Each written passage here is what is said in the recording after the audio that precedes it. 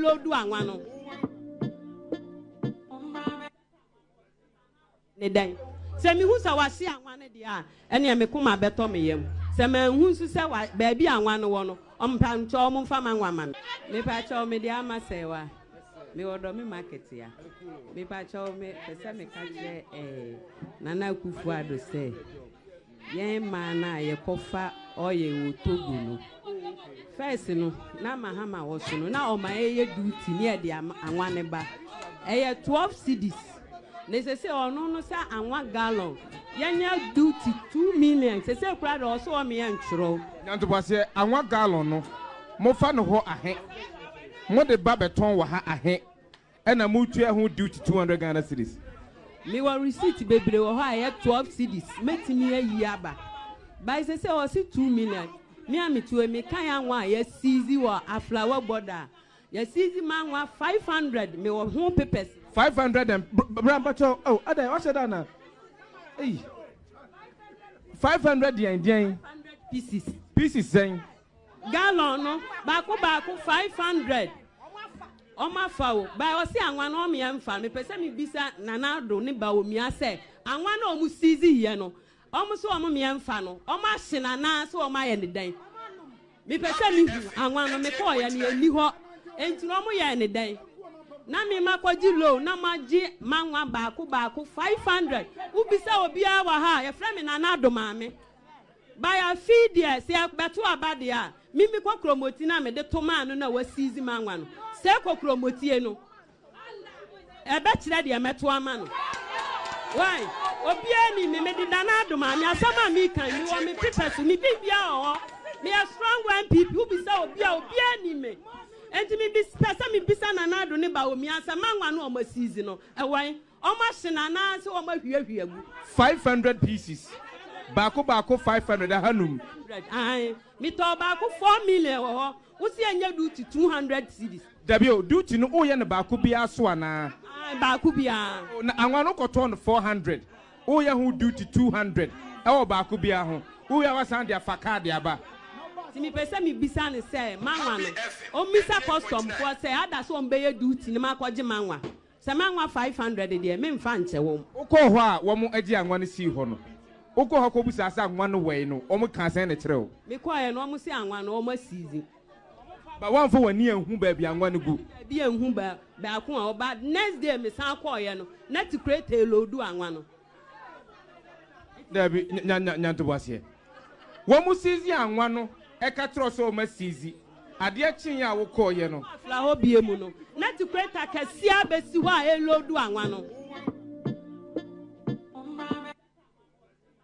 ne dan se mi hu sa wase anwa ne dia ene me kuma beto me yam se ma hu su se wa ba bi anwa no wo no ompa ncho omfa manwa ma me $10,000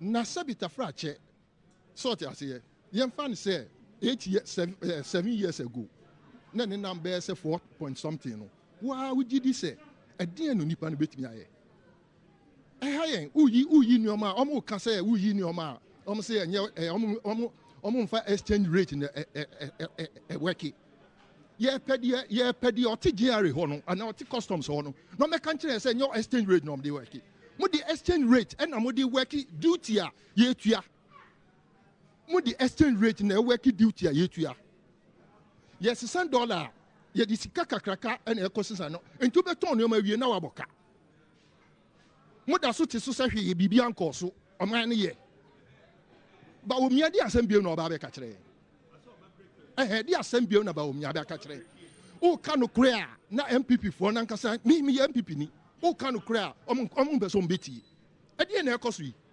oman kitikiti ti se Ghana ese Ghana brese oman ti se Ghana ese Ghana brese Oko Krobi Swat, the province. Ghana, kiti. Your gold, diamond, bauxite, manganese. Oil, oil account. Sebita fracho. Ya papa kufo ba no. So ti ase, oye bi mi ehu ye. Papa no ngu ye. Mo ti so na mo kasa. Papa ne ti ho. Adentina munko consult no na mo. What has happened? If monies which should not be paid have been $10,000. Na sabita frache sort ase ye fan say 7 years ago. Na ne number say 4 point something no. Wa we gidi say e den no nipa no betimi aye. Hayen uyi nioma omo ka say uyi nioma omo say enye omo mfa exchange rate na work. Ye pedi oti GRA ho no ana oti customs ho no. No me kan kire say your exchange rate no dey work. Mo the exchange rate and mo dey work duty a ye tua. Mo the exchange rate na work duty a ye tua. Yes, $100. Ye di sika kakraka and ekosisa no. Ento beton no ma wie na waboka. Mo da so te so se hwe bibi anko so. Oman ne ye. Ba omia di asembie no ba be ka kire. Di asembie na ba omia be ka kire. O ka no kure a na MPP fo na nkasa mi MPP ni. O ka no kure a omum be so mbeti. E di na ekoso yi. Oman kitikiti te se Ghana. E se Ghana brese. Oman te se Ghana, e se Ghana brese. Uko Krobi Swat, the province. Ghana, kiti. Your gold, diamond, bauxite, manganese. Oil, oil account. Sebita fracho. Ya papa kufo ba no. So ti ase, oye bi mi ehu ye. Papa no ngu ye. Moti so na mo kasa. Papa ne ti ho. Adenti na munko consult no na mo. Na o my bre ne nkofo bre. Wo ankasa on me kasa. Anopa wadidi. Mi bisa wadidi. Where did you ana? Unidi e. Edi na no pay oba to say unidi e. What has happened? If monies which should not be paid have been paid, 12 million is not small money, my sister. It's not small money. And we are taxing people. In fact, we are moving the country from taxation to robbery instead of to production that we were promised. Now we are robbing everybody. Even your money that you are using to pay them, they tax you on it. So this is robbery. We are robbing people and use it this way. I can't get it. I am Ramatu Abdullah Helena, a Mamprosi from East Mamprosi district, but pastoring a church in Dagbang here, Dalang, Assemblies of God to be precise. Gold Coast security, where many of us invested our monies, were disturbed. I don't want to say closed down, but our monies were locked up. So we had our monies that we contributed. Provident Fund is for our pension. When you are going on pension as a pastor, you withdraw to cushion your old age. These monies were invested, and the company was down, and we are not able to recover these monies. Many of our old pastors have retired and are still looking to this money to be able to cushion their old age. And not only Gold Coast Security, I think other business setups were affected, like Men's Gold and others. How are you able to work out this for us, please? Thank you very much, I think, for those questions. I think for some of the securities, like Gold Coast Securities and so on, of course, these were investments that were made by people. These are not banking deposits. These are investments that are made, and people basically make their own evaluation of the risks involved in investing in certain institutions. Sometimes when they make a lot of money, we don't hear any complaints. But when they lose money, then we may hear some complaints. And I know that it is not easy. I'm telling them today, this is an opportunity for me to speak. They should demonstrate and who follow them. What is it? Are they waiting for 2024? They should go anywhere. They should go to wherever they wanted to go.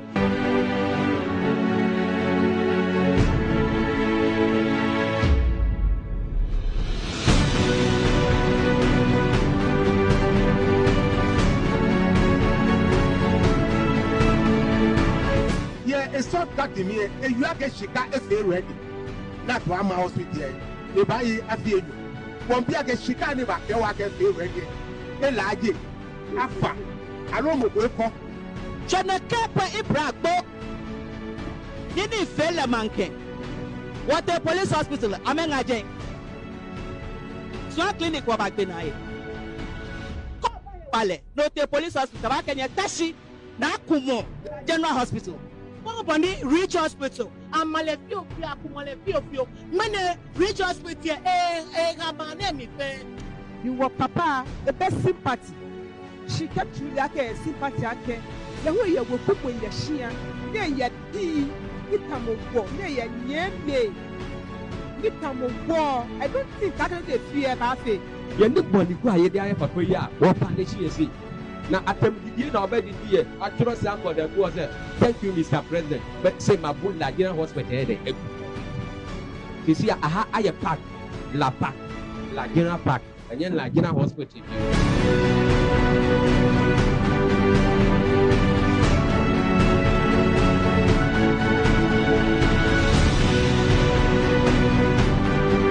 Na fenso no Kofi ono I mean ye sha se ba kakra atokujo no ye MP wo me man be minister or be deputy minister they need to say when you say enamson so be sha say bibi amamo Kofi na anko actually election for by a no free hall. Na no nyina ka ho bi na kakra mi tumi aka se me me kakra so free so man ka no kra na enye ba na so mo be mate je mo ka no yeah afi so safi na sha se do wa ko si afi ne wie ti e be na o le no so mate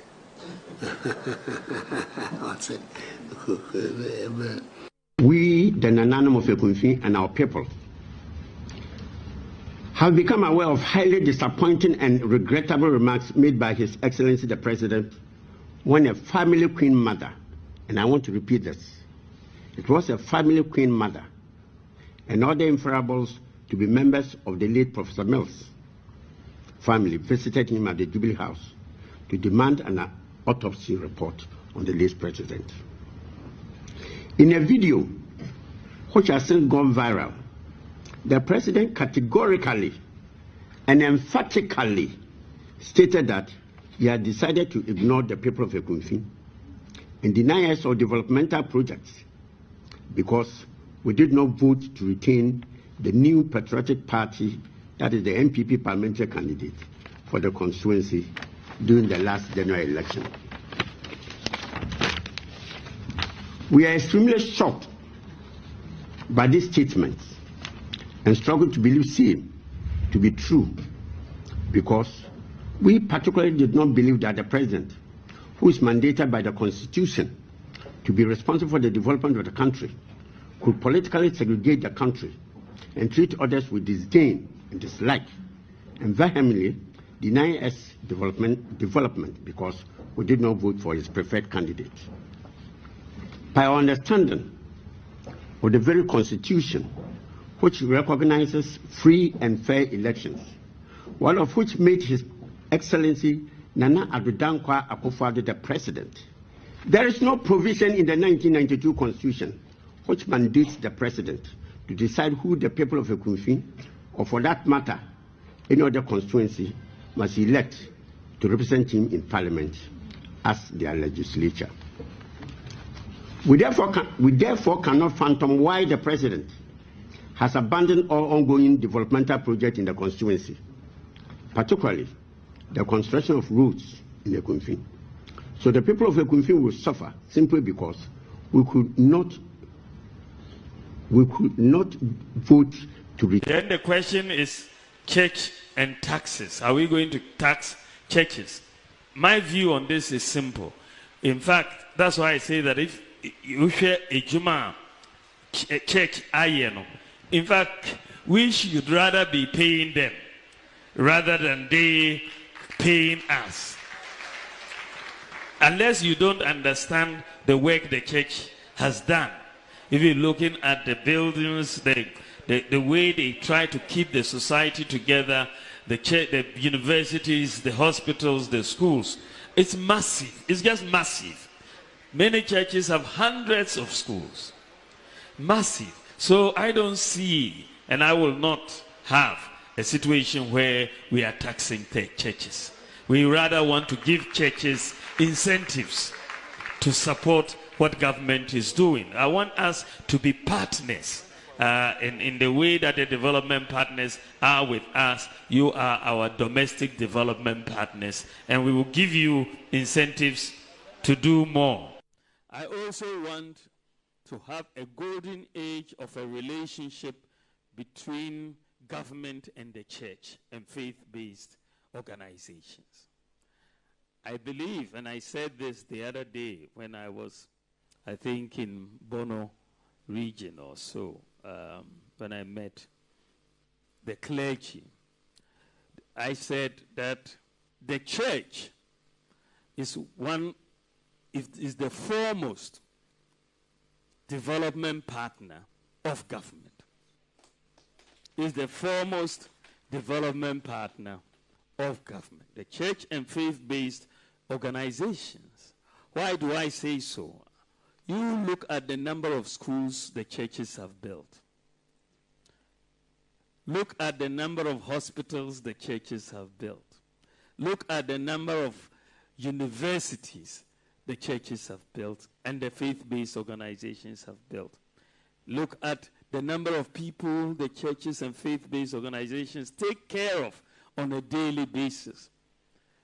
Can you imagine, just take a thought for a moment, that you wake up tomorrow and all the schools, universities, and hospitals the churches have built disappear? They just disappear. How would Ghana be like?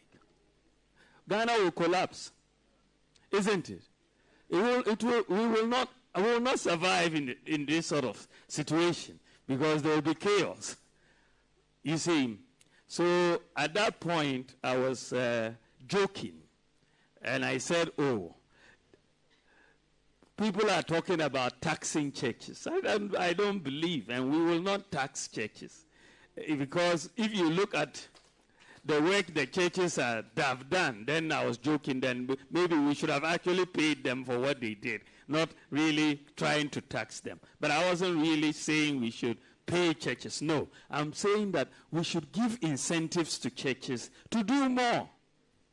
When we talk about our external development partners, we are giving them all sorts of import exemptions. But when we talk about our internal development partners like the churches or faith-based institutions, we don't give them any exemptions. But they do more in terms of development than many of our external development partners. So I'm saying that we should do more in the area of incentives, such as tax exemptions on import duties when you are coming in to build hospitals or schools and so on, to support the churches and the other faith-based organizations, because they are supporting government. And that is why I made that point. And I want that relationship, I call it a golden age, between. This is why we got into the IMF. You were spending too much relative to revenues, which is true. You were borrowing too much, which is true. Your external payments position has deteriorated, which is true.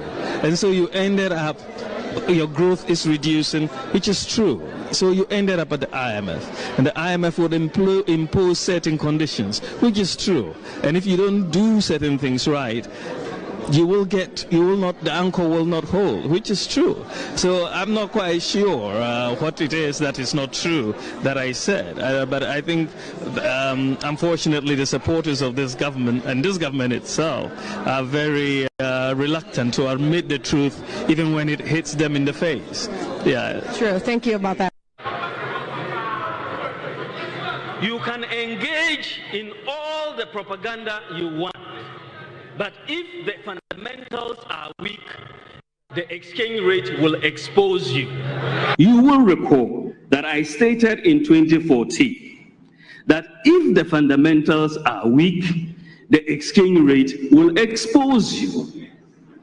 That was true then, and it is true now.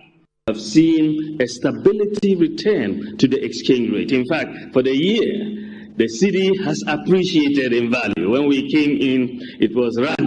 We have arrested it. and the IGP has the keys. He's locked it up. We've arrested it. People say that John Mahama is a nice man.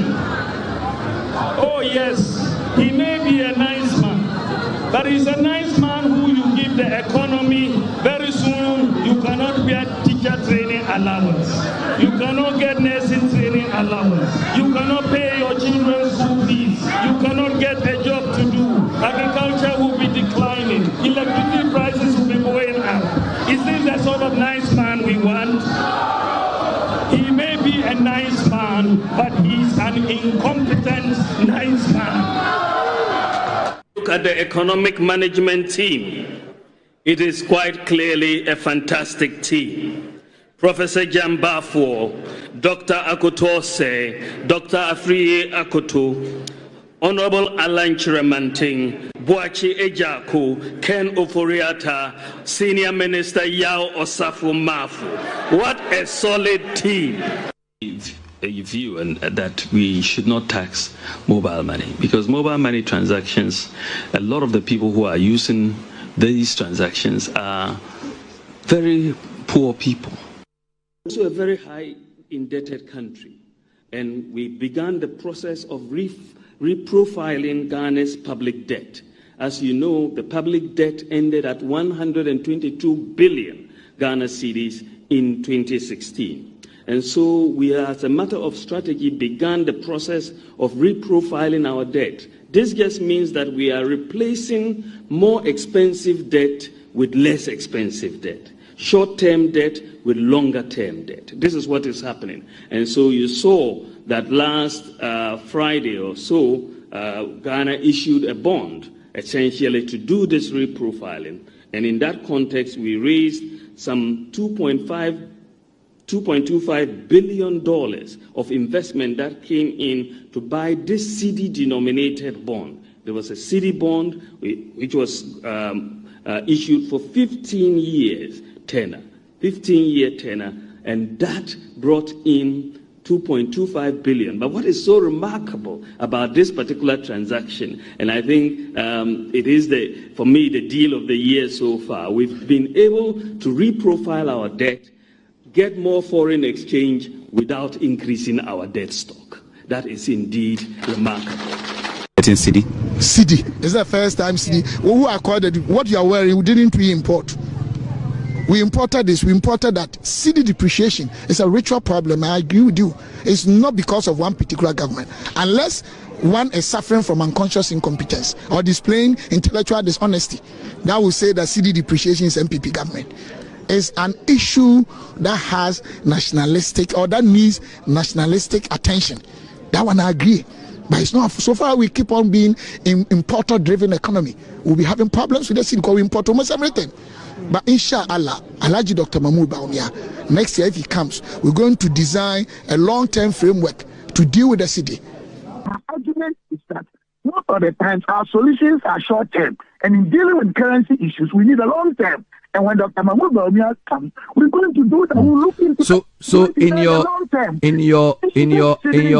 any controversy. In your analysis, how long is long-term? Bernard, when I say long-term, it's a strategic statement. When I say strategic, we normally deal with even over 1 year or 2 years, depending. So you know, you are a very smart person. You know, when maybe it's also good because one listeners. No. You see, so, I'm not faulting, but when we say long term, yes, it has to do with strategic decisions and approach and framework. And then when you say short term, you're dealing with tactical, something to deal with the short term issues to mitigate or solutions. I understand that.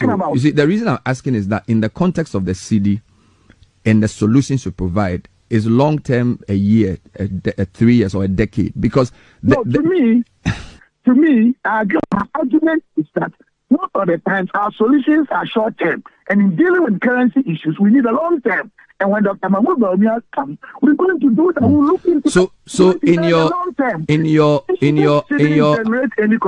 in your analysis, how long is long term? Bernard, when I say long term, it's a strategic. I'm not faulting, but when we say long term, yes, it has to do with strategic decisions and approach and framework.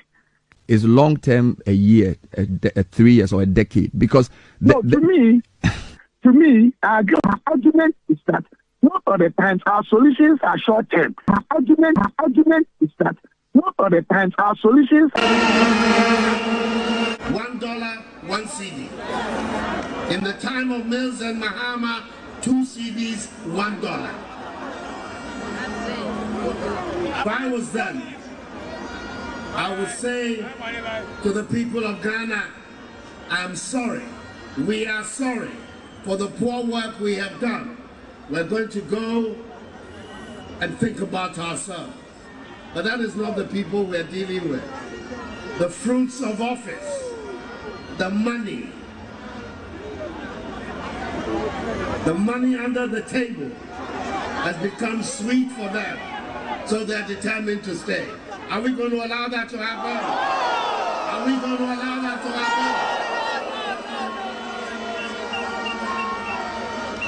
In Kufuor's time, one of the people who advised and helped him develop a strong CD was my running mate, Mahamudu Bawumia.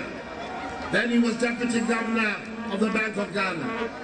It's one of the reasons I brought him to come and join me, that we will work on the CD and create again a strong CD that will be able to allow us to develop our economy and allow our traders and our work to be able to develop.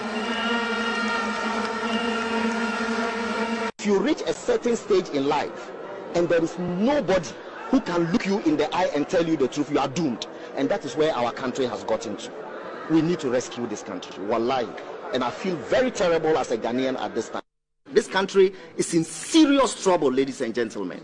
We are in serious trouble. We need to rescue this country, ladies and gentlemen. The presidency has been so depraved, so muddied, so dirtied, that I tell you in all sincerity as a Ghanaian, that I feel terribly sad today as a Ghanaian. We need to rescue this country. Wallahi, inshallah. Please don't cry. We shall rescue our country.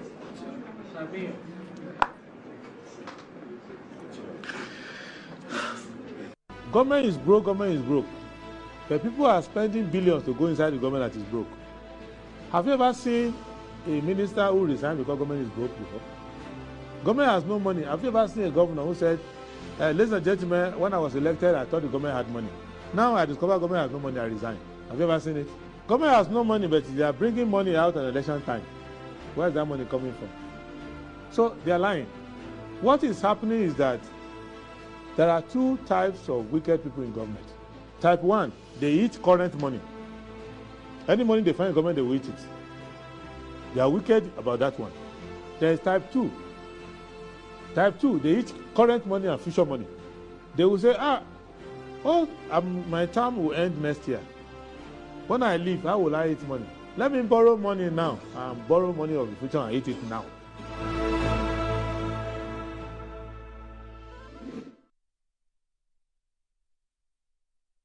Right, hello, good morning, and welcome to the show. This is Good Morning Ghana live on Metro TV. It's a Tuesday, the 4th day of June, 2024. By His grace, we're live and we're here. We're at another edition of the show. Our gratitude will go to Most High God for the rare privilege of being alive and, of course, the opportunity of having another conversation around the top stories making rounds here in our dear Republic. I'll let you into our panel for the morning's conversation shortly. Let's take a look at the front pages of our newspapers. Daily Graphic. Empower Ghanaians to own economy. Ochini. One Student, One Tree initiative kickstarts Green Ghana Day. NPP and DC disagree on EC directive. Graphic editor, 23 others on it. Fidelity Bank posts 1.17 billion cedis profit for 2023. The Ghanaian Times. Transfer of votes for election 2024. EC political parties lock horns as emergency IPAC meeting ends in deadlock. Green Ghana 2024. Chinyene Lands Ministry launched fourth One Student, One Tree initiative. Leo Win granted 50,000 cedis bail over accident that killed 3-year-old boy. Dialysis treatment. Government to subsidize treatment for 18 to 59-year-olds. VAPE announces. Daily Guide. NDC. PC arrested over Kaswa stabbing. I'll train 1 million youth for digital jobs. Bawumia. Ochinyene launches One Student, One Tree project. Lewin in court over dangerous driving. Anti-LGBTQ case. Lawyers file addresses in 4 weeks. The new crusading guide. Attorney General has not overstepped his boundaries, Professor Kwame Jan. Family rejects Afoti Agbo as Katamanso chief. NHIS commences free dialysis support program. Ochini launches One Student, One Tree project. ECG petition to relocate deadly transformer at Ashonman. Education is key to effective operation of non-profits. Listo or Yesu Bukasin. The Insight. Minority rejects Infraco 5G deal to 1 week-old company, says is illegal and of no legal effect. Koforidia goes gaga for Alan as the Alliance Movement for Change hits ground running in Eastern region. Genocide and Rafah invasion by Israel. Tens of thousands to surround White House on June 8th in protest of U.S. support. Family Health University College parts up a girl in commemoration of World Menstrual Hygiene Day. Let's guard our environment. Ochini charges youth. Nobody above prosecution, AG tells Atu Forcing. NPA. Our officials cannot be held responsible for decisions of tanker drivers. PIAC calls for increase in Ghana's oil production. The New Finder. Time to counter unfair reports about performance of African economies. Dr. Adam. 4th edition of One Student, One Tree initiative launched. Fidelity Bank records 1.17 billion profit in 2023. NDC minority kicks against next-gen Infraco 5G deal. Daily Post. Mahama warns EC against rigging plans with NPP. EC should maintain party agents in ongoing voter transfer exercise, Professor Jampo advises. You will be very foolish to trust EC to transfer votes in your absence, Franklin Kujo to political parties. Minority rejects government's 5G deal with next-gen Infraco, says it's illegal, null and void. And that's about it for the front pages. We'll be back shortly.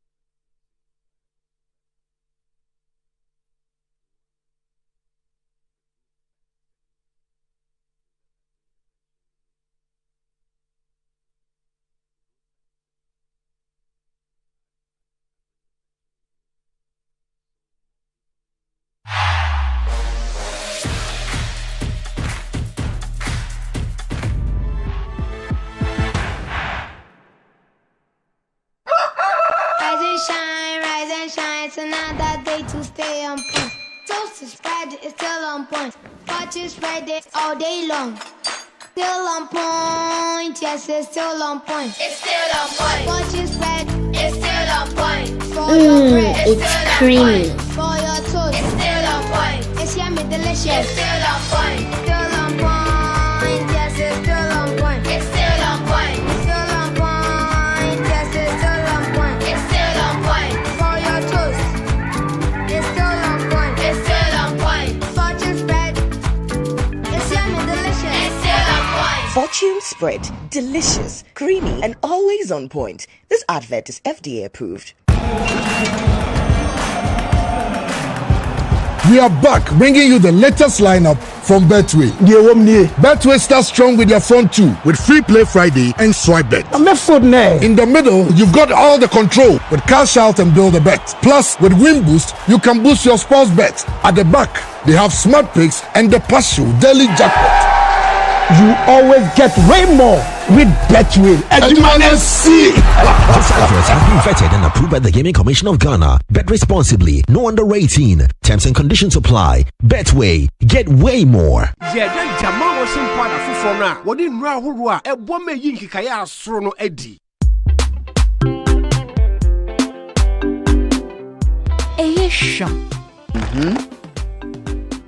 unsa ho nhihyew. Ena epu ehuro nso yi. Eyi nkekaya nkasa. Oh, I still to be. The Jamal washing powder for furniture sachets akesi enum aba. Eyi nkekaya nkasa. Anima. For Jamal washing powder, bottle 30. Can you ma ode beji aware? New Jamal washing powder. Emanya meniti. Ne musu ye hwam. Wo hokafo a oma won tade niti. FDA age edwedie nkrato yatomu.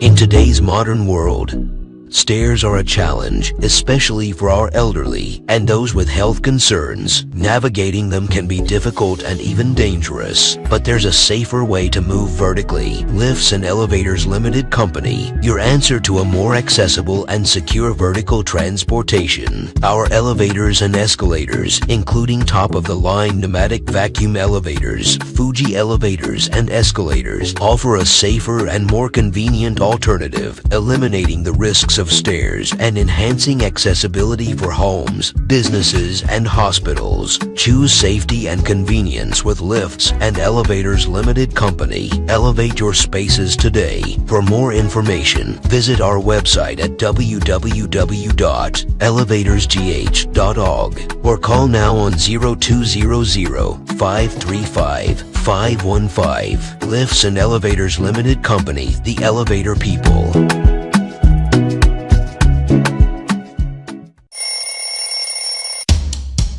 Anti-cavity, gum protection, brighter teeth, and fresh breath. I'm afraid Missy Wayne. Prepare bantama. Machasi.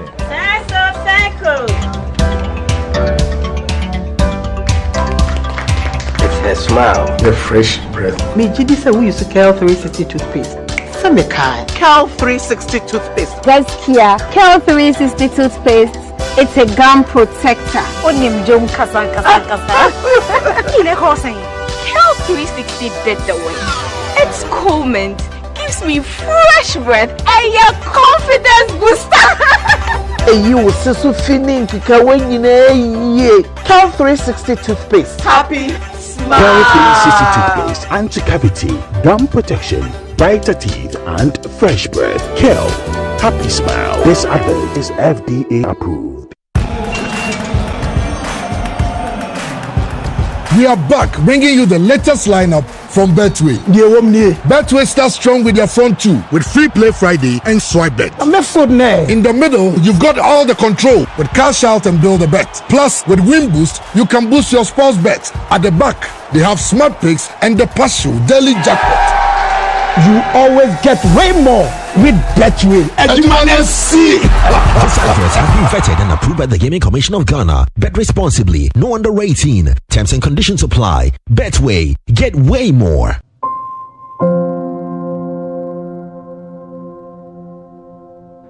Ama, nansi mi general well-being enkoye kwao. Ama maye bohu se kontomra akija.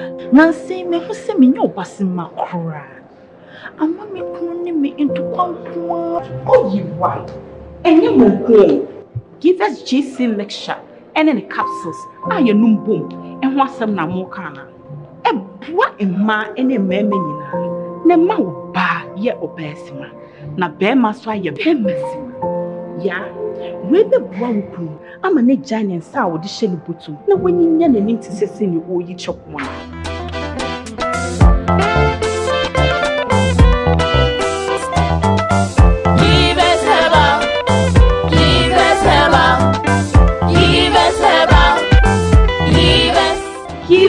GC mixture and a capsule. I pay for a batter one more menu for one and Kwada when you feel to me.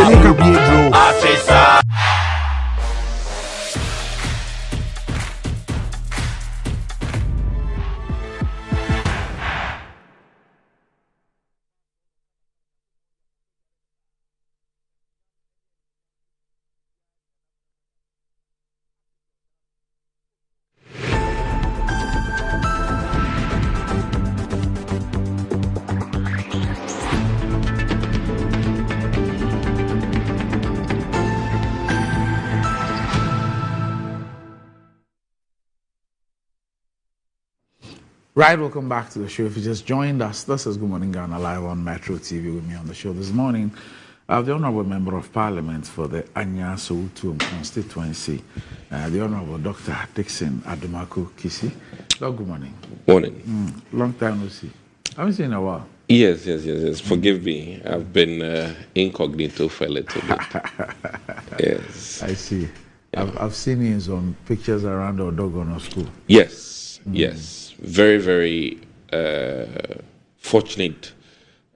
Last year, around March, I pleaded with some institutions to help us with either a classroom, dormitory, or science laboratory.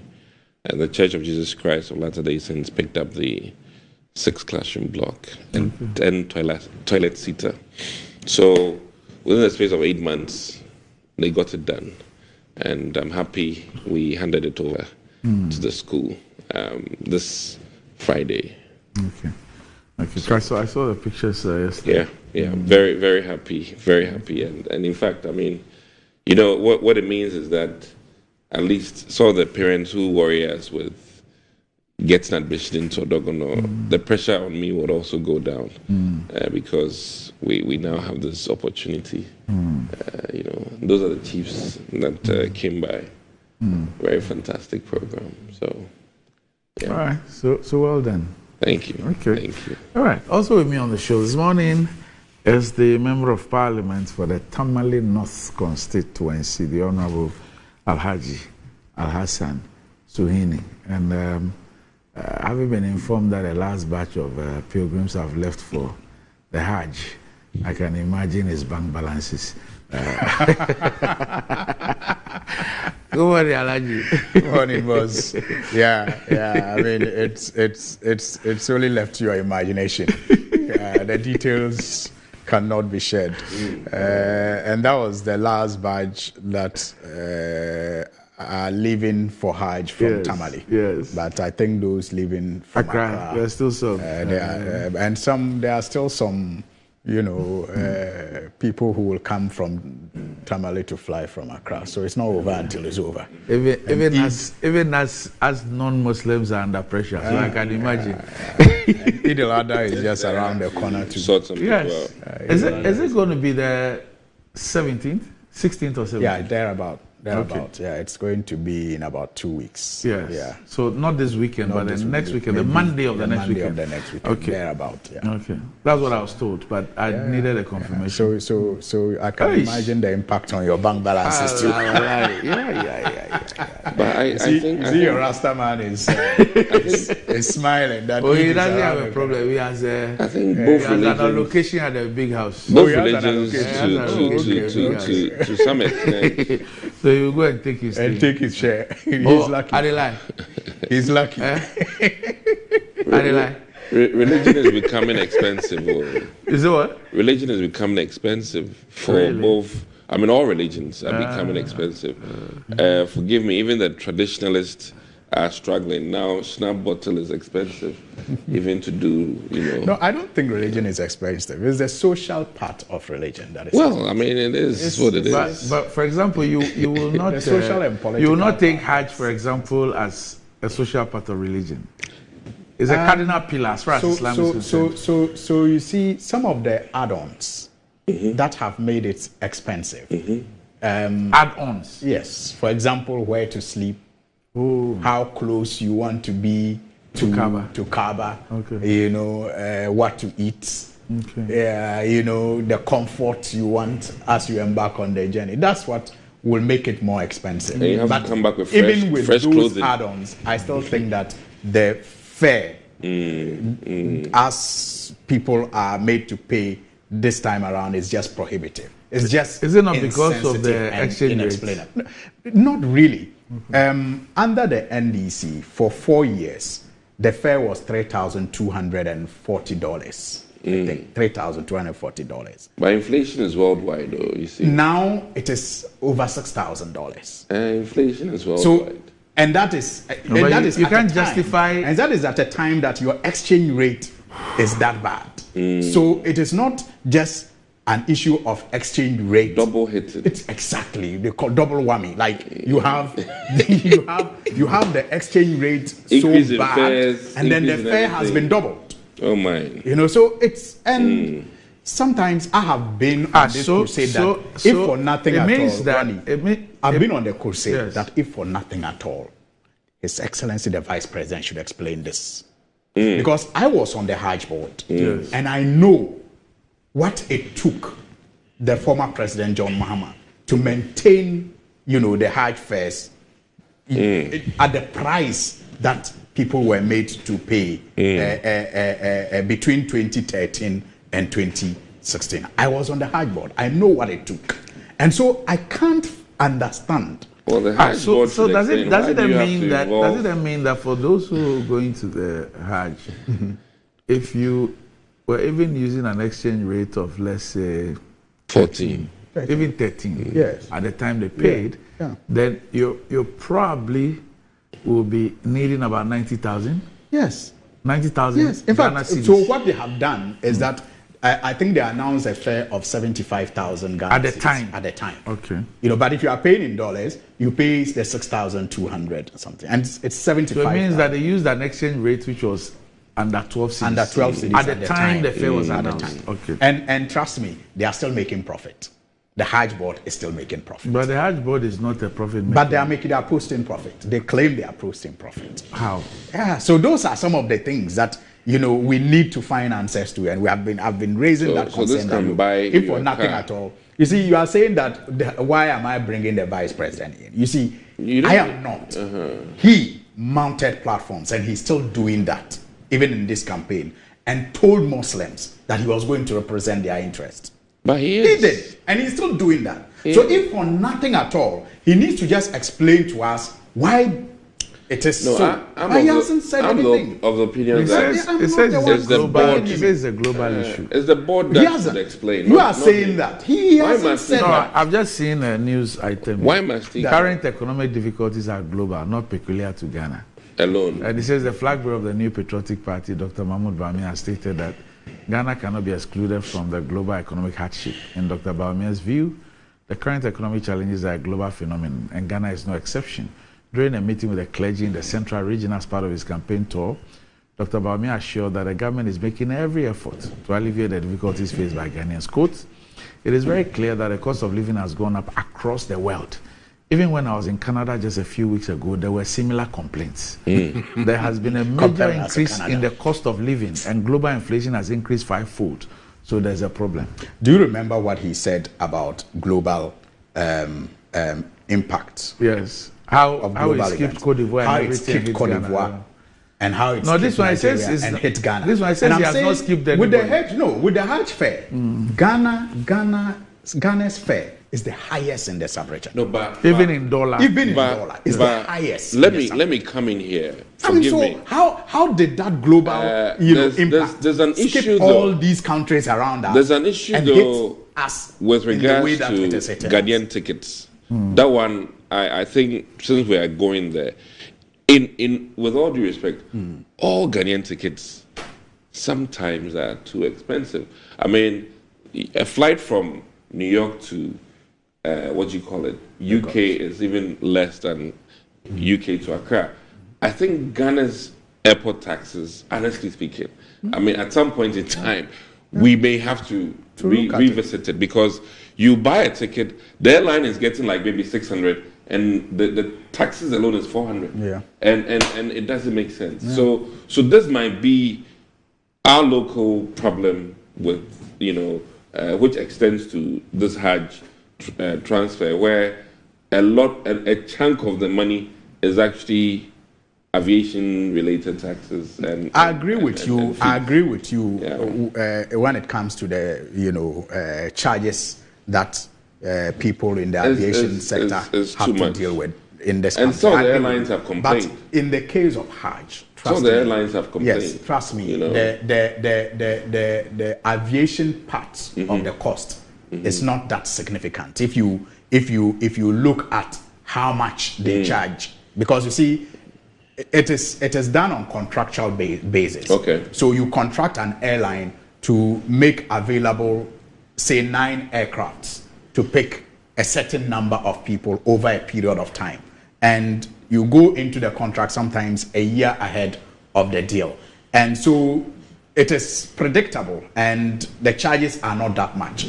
What they use to hike these fares usually are the accommodation or the rent that they secure for pilgrims in Mecca. When they get there. Yeah, and then in Medina and in Mina. Those are the little things, and then the feeding. Yet, I mean, if you look at the food that they are sometimes fed with, trust me, people sometimes just have to depend on the magnanimity of other people who have come, or even the indigents themselves, who around that time believe that it is holy to give to survive. They will have to depend on that to survive, and so it is untenable, it's unreasonable, it's insensitive that they will use those things to price Hajj at the price that they are making people pay, especially when it is a critical pillar, in Islam, and Muslims are required,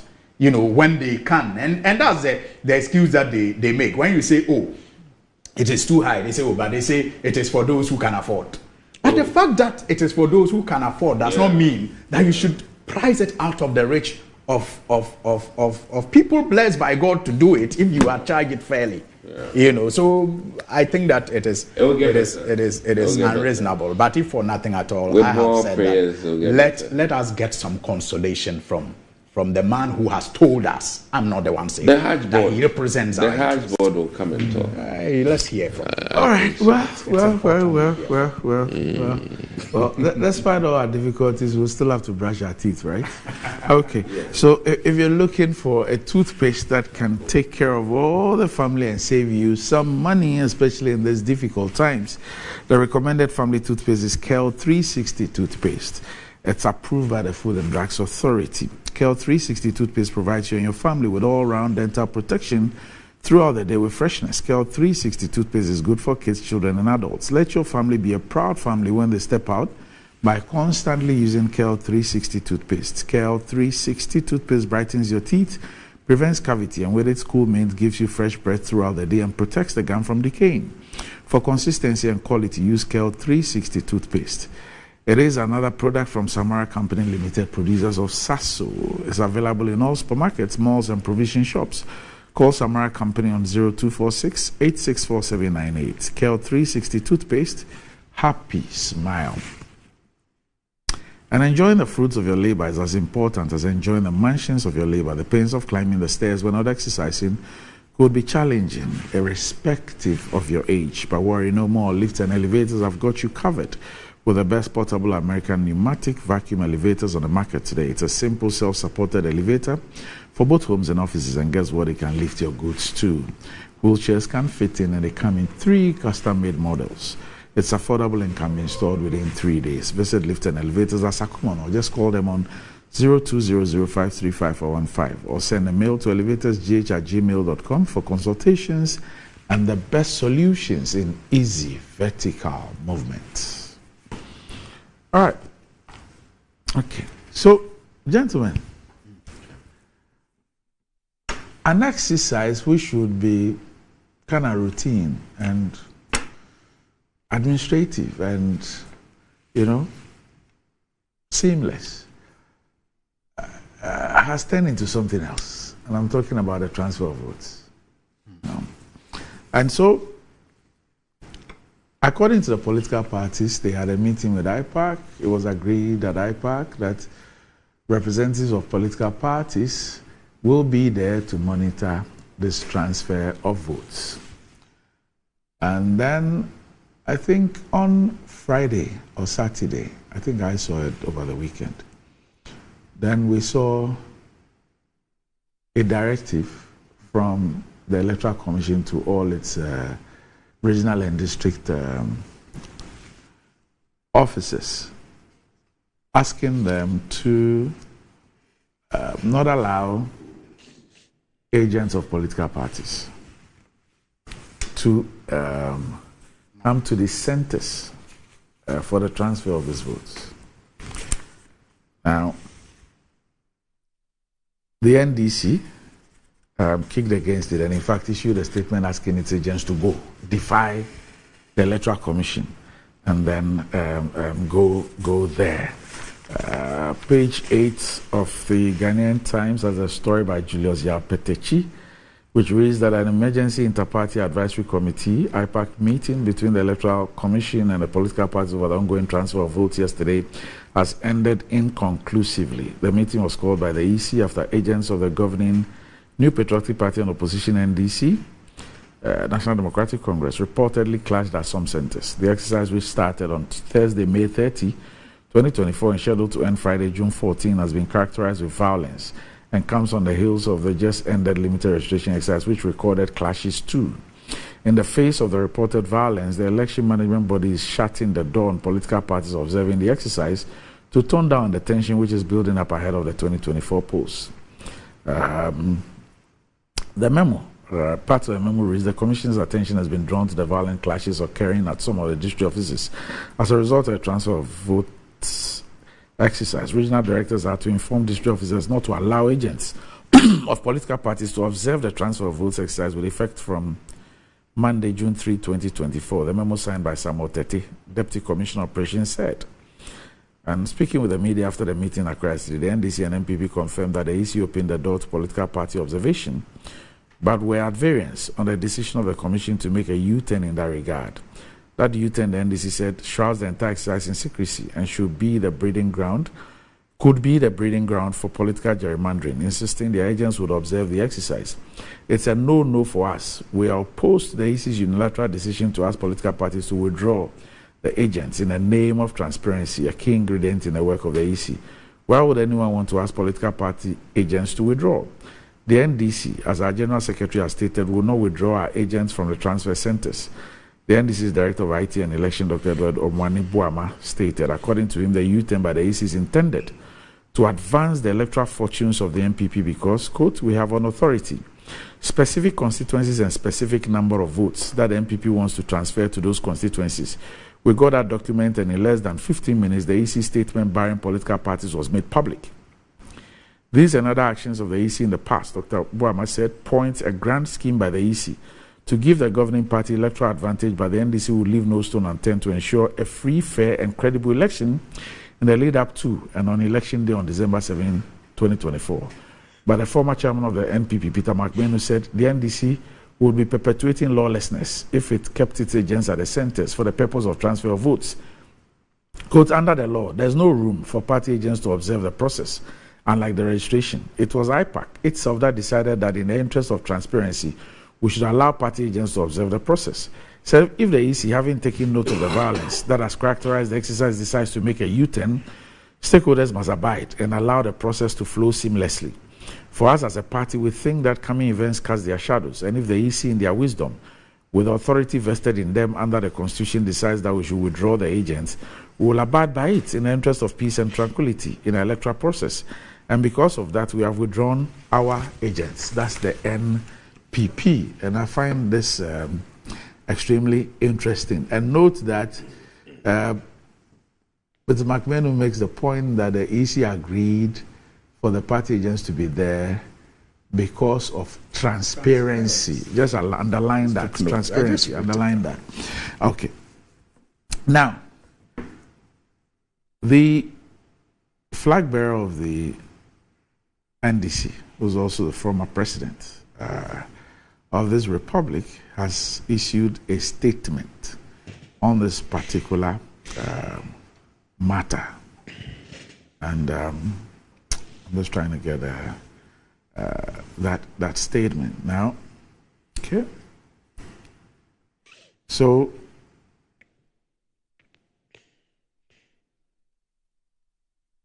now I have also seen a document put out by Dr. Omwani Buama with respect to those constituencies and all that.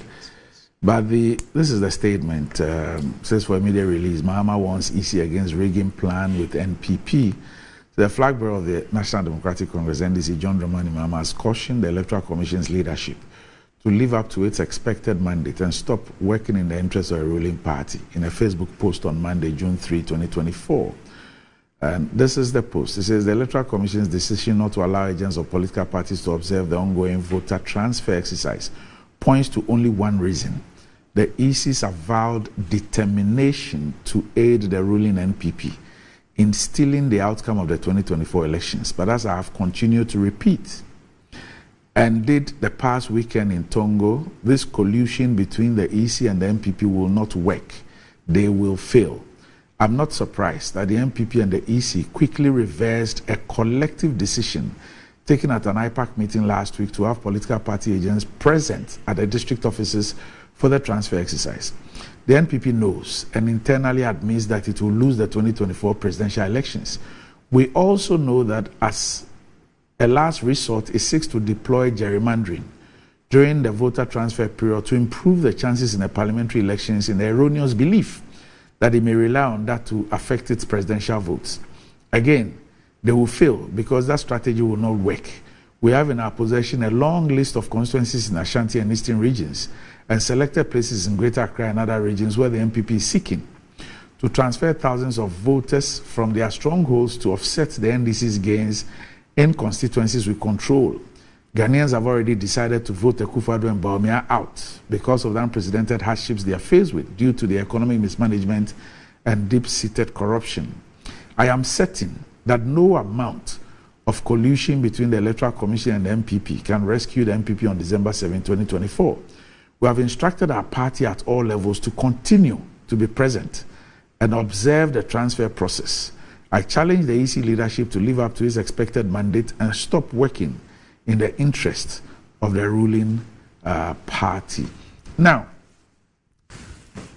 I contrast this exercise with a limited registration exercise. Okay. Now, we also saw pockets of violence in the limited registration exercise, just as we have seen in this transfer of votes. However, the issue of the limited registration exercise, because the law is clear on the issue of party agents being present, despite the fact that there were pockets of violence, we still maintain them there, and we have to rely on the law enforcement agencies to try and deal with the issue. On the issue of the transfer of votes, at IPAC, they agree that let the party agents be there because of transparency, which is one of the three pillars that the Electoral Commission says that its work is pivoted on, you know. And then we have these pockets of violence, and the next thing is that don't allow them. And the explanation we get is that, oh yes, they are violence, and it is not supported in law. It is like, oh, it was an administrative decision. Do you get the point? The point I'm trying to establish here is that there is a reason why we say party agents must be there. And they have alluded to the fact that it's about transparency.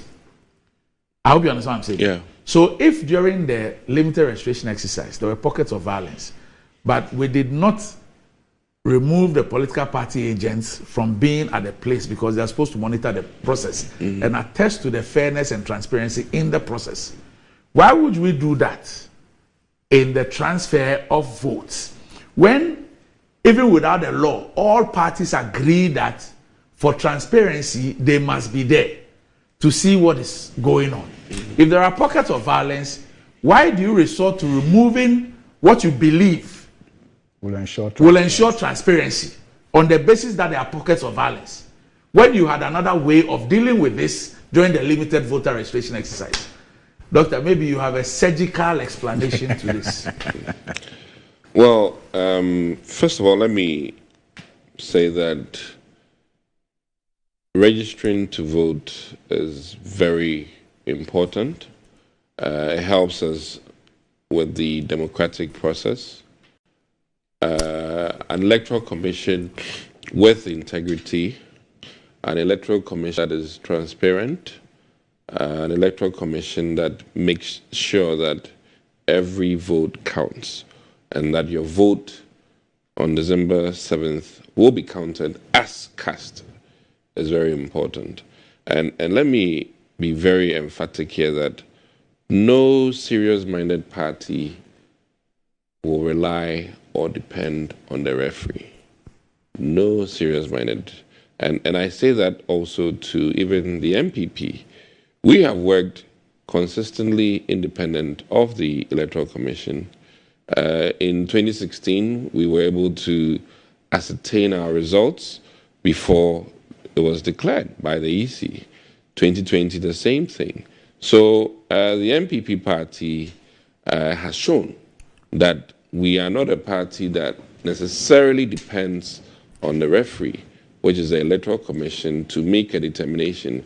We believe that the people will make a choice, and the EC's work is only to count and to, as it is, certify that the people made a choice for X, Y, or Z. So whether in opposition or in government, because in 2016 we were in opposition, we did not depend on the EC. In 2020, we were in government, we still did not depend on the EC. And you know, I'm thinking that maybe in a decade we'll eventually know what the NDC numbers were from 2020, because that still is in a limbo, you know, due to not Komike Kena, but this one was biscuits and tea issues.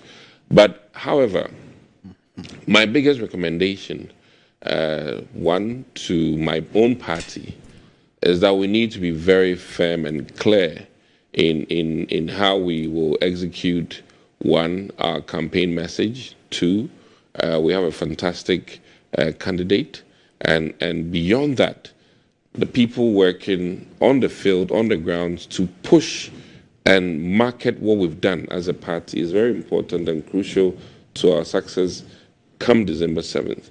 And I believe that the two key parties in this country, which is the NDC and the MPP, also need to come to terms with the fact that elections are not guaranteed, and past performance are no guarantee as well.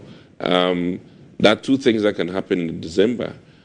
We may either gain more votes than we did in 2020, or have a dip, or the NDC may reduce appreciably in the numbers that they got in the last election, or gain. I mean, anything can happen on December 7th. Barring unforeseen circumstances, I believe that, for instance, in my own constituency, this voter registration exercise, with all the many nuances and noise, we're looking at about 5,000 people that were registered. Now, the key question is we're in another zone, transfers. What are our fears when it comes to transfers? Gerrymandering is part of politics. I mean, I'll be very surprised if the NDC will be worried about, you know, anybody moving votes to Ho at this point in time, because it's a drop in the ocean. If you try doing that in Ho, the same way with Bantama, NDC cannot come and do FOCO in terms of loading. How many people can they pass to do that? Nothing. But there are some places where it was 2,000 votes, it was 1,000 votes. I understand, and we all understand the game of politics.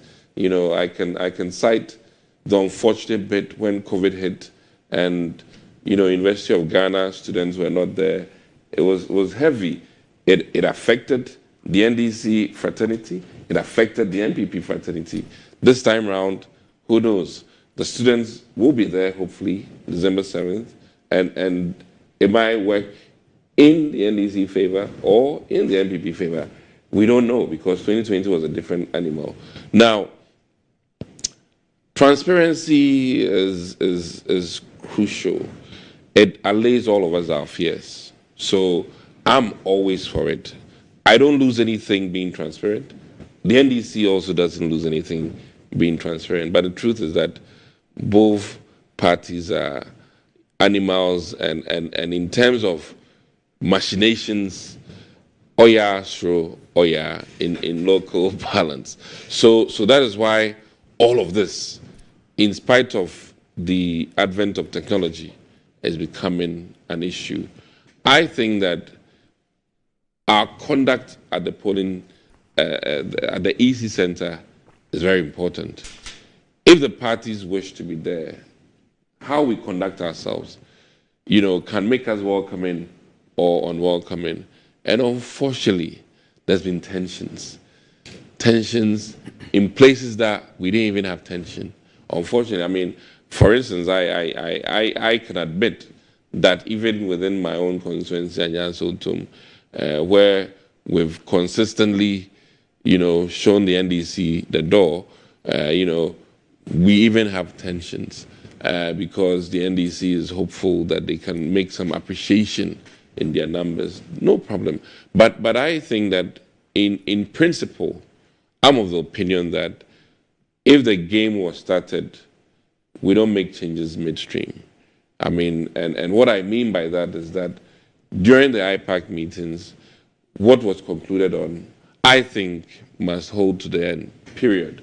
So that I don't, from a soccer standpoint, you don't get to semifinals and then come and introduce a new thing that your linesmen and referees should sit on the fence or should manage the game from a drone. That's my only point. And I think to make peace, it might be appropriate from a contractual standpoint that if we started from IPAC agreeing to that, and we feel that there's a need to change, then we ought to go back and have another meeting together at the table and then make a determination. But you don't spring on us because, listen, if I was in opposition or even as I'm in government, I would worry that, why the change? We are willing to be there. But the thing is, we have to conduct ourselves well and so that we don't interfere with the Electoral Commission's process. And when you even carry your own wife to the center to do the transfer, I remember looking at Buhari, trying to check on who his wife voted for, So even the president wasn't too sure if his wife was voting for him or not. So politics is such a very unpredictable thing. In my own elections, people you may have driven to the center may vote against you. So there are no guarantees. Imagine providing a vehicle in the morning to pick an elderly man to the center, only for him to vote for the opposing party. My goodness, this is politics. So when you are here, even making all these fights and arguments or people you are transferring, you don't have control on their thumb, and there's no guarantee that if I bring Ninoy to Anyansotum, Ninoy be my friend, my confidant and everything, Tema Central's MP, Ninoy will vote for me. There's no guarantee. That is a fact. Please. That's what that one. There's a guarantee. Well, but I'm just saying. That's a bad example. No, but that is it. So I think the political parties might be doing, too much disservice. One, in terms of the fighting at the polling centers. I'm just making a case that the people you are transferring, you don't have a guarantee. You don't. Trust me. On the D-Day, anything can happen. They might get a pokey or matchbox from somebody, and then that changes everything. But why are we not interested? In going to the table again? No, the root cause of these violent acts, and rather try and find solutions to that. It looks like we're dealing with symptoms. Okay, so there have been pockets of violence. And because of that, we think that is the agents who are being disruptive. Instead of looking at it as say they're being maybe vigilant, we say they are being disruptive, so let's take them off. Yeah. But what is it? What is it that is causing it? Well, the mistrust. So how do you? So you see. So what if the EC do you understand why I asked the question again? Will print how many people have come. This is the reason why I asked the question again. Yeah. that although it wasn't in the LI, correct. The EC itself, appreciating the fact that there is this level of mistrust and there are issues that have been raised, believe together with the parties that if we were to allow this and their people are there and they see the process and they see through the process, it will deal with that issue of mistrust. However, in the course of doing that, there's been pockets of violence. And I'm saying that we just finished the limited registration exercise. No, but I can sue the EC for breach of the law. I mean, literally, I'm just being the devil's advocate here. In the future, the EC is indemnifying themselves at this point in adhering to the EC. What is the EC has not done anything. The EC will not be held legally for doing anything unlawful by allowing political party agents to witness what is happening. No. What I'm saying is that they will not have breached the law. I mean, what we are saying is that for the voter transfer, in the LI, there's nothing that agrees to people being there. Yes. So any citizen can raise a key. No, if you were to raise the issue, you understand? Yes. No. What I'm saying is that so the EC is trying to be, in a way. The EC is not saying that. The EC is not saying that. I'm just, we working. Realize for them, that there. You understand? My point really is that you then see that with this position taken by the EC. This is now just better. With this position taken by the EC, and then the position taken by the MPP. So initially, when the agreement was reached, all the parties agreed with the EC. Yes, it should be done. They all knew that it wasn't in any CI or whatever. No, but they didn't have very good legal. Now this has nothing to do with law. No, what I'm saying is that after further review, the arguments they have raised have nothing to do with law. After further review, there's nothing. This is an EC. I hope advice from maybe the Attorney chairperson General is not watching me. This is an EC that can use an administrative fiat to stop people from voting in the parliamentary election. So please. Oh yeah. Sal, I hope Mrs. Mensah is not watching. But that has been corrected. And attempt to blame on Parliament. So my point is that. But now they'll vote.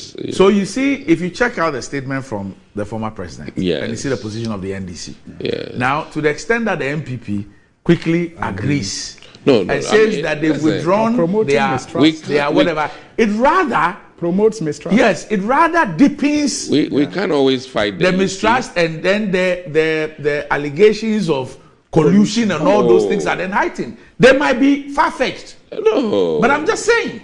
I think the MPP just felt right about what the EC has done, and agreed in principle. But if the NEC doesn't, I think that in all fairness, like I've been very clear here, if we started the ball game with these rules, then we just should flow. But at any rate, if we even intend to make a change, just as the indelible ink thing, and mind you, India is going to spend so much on indelible ink. I thought Ghana. Our budget was heavy, but Charlie, the Indian budget on indelible ink, go and check it out. Check the population. Their population. I know. So key thing here is that changing the game bed stream can contribute to some level of mistrust, unfortunately. And at this transfer, people who are doing transfer. Maybe it was. They're giving yogurt whilst they're waiting. Could be the limited registration. There's a fantastic candidate, by the way. I like how his knee within the Greater Accra region. Very fantastic guy. I think he'll be a great addition to Parliament. Yeah. He's been at it for. I don't know why we're showing it, but I don't know. It's something that we're promoting ice cream at the centers. It's part of the course that we have decided to, So EC is improving farm milk's revenue. So in the CI, it's not regular. Flowing from what you said, in the CI, you can find a law which says that you can serve ice cream. So to the extent that somebody is serving ice cream and is not in the we don't law, want people to collapse. You can sue the EC we don't want people to for collapse. allowing the sharing of ice cream because it's not in the CI. No collapsing. No collapsing. We don't want any collapse. And let me bring you in. Yes, Randy. First of all, what is the situation at your place? At my place. With the transfer? Let me say, because of the way we started, we didn't get the opportunity to extend true. heartwarm felicitations to our viewers. So let me say good morning to our viewers. Yeah. You are a true journalist. And then mentored by the doctor and co. And especially to the very good people of the Tamale North constituency. I say a very good morning to them. Now, there are two things I agree with Doc on. The first one being that parties ought to understand that you have no control over the votes of the people you facilitate to register or to be transferred. You simply may be doing that based on hope that they will vote the party or the candidate that you want them to vote for. So there are no guarantees. The most important thing is the campaigns that you will embark on after all these exercises. I agree with him on that note. No party has control over the vote of the people you facilitate to transfer or you facilitate to register. It's that unpredictable. The second thing I agree with you on is that no two elections are the same. And so the outcomes, you cannot use last election's results to determine how much more you have to add onto your voter register so that you can change the dynamics. But trends are important in elections because if you look at the trends, you can make, a reasonable deduction, even though it is still subject to some loopholes, some margins of error here and there, but the trends are important. So to the extent that I agree that no two elections are the same, I am just making the point that trends are, however, important in, determining how elections go. Now, having said these things, I think that it's important that we explain it to the understanding of the ordinary man why parties get very agitated about who gets onto the voter roll and who doesn't.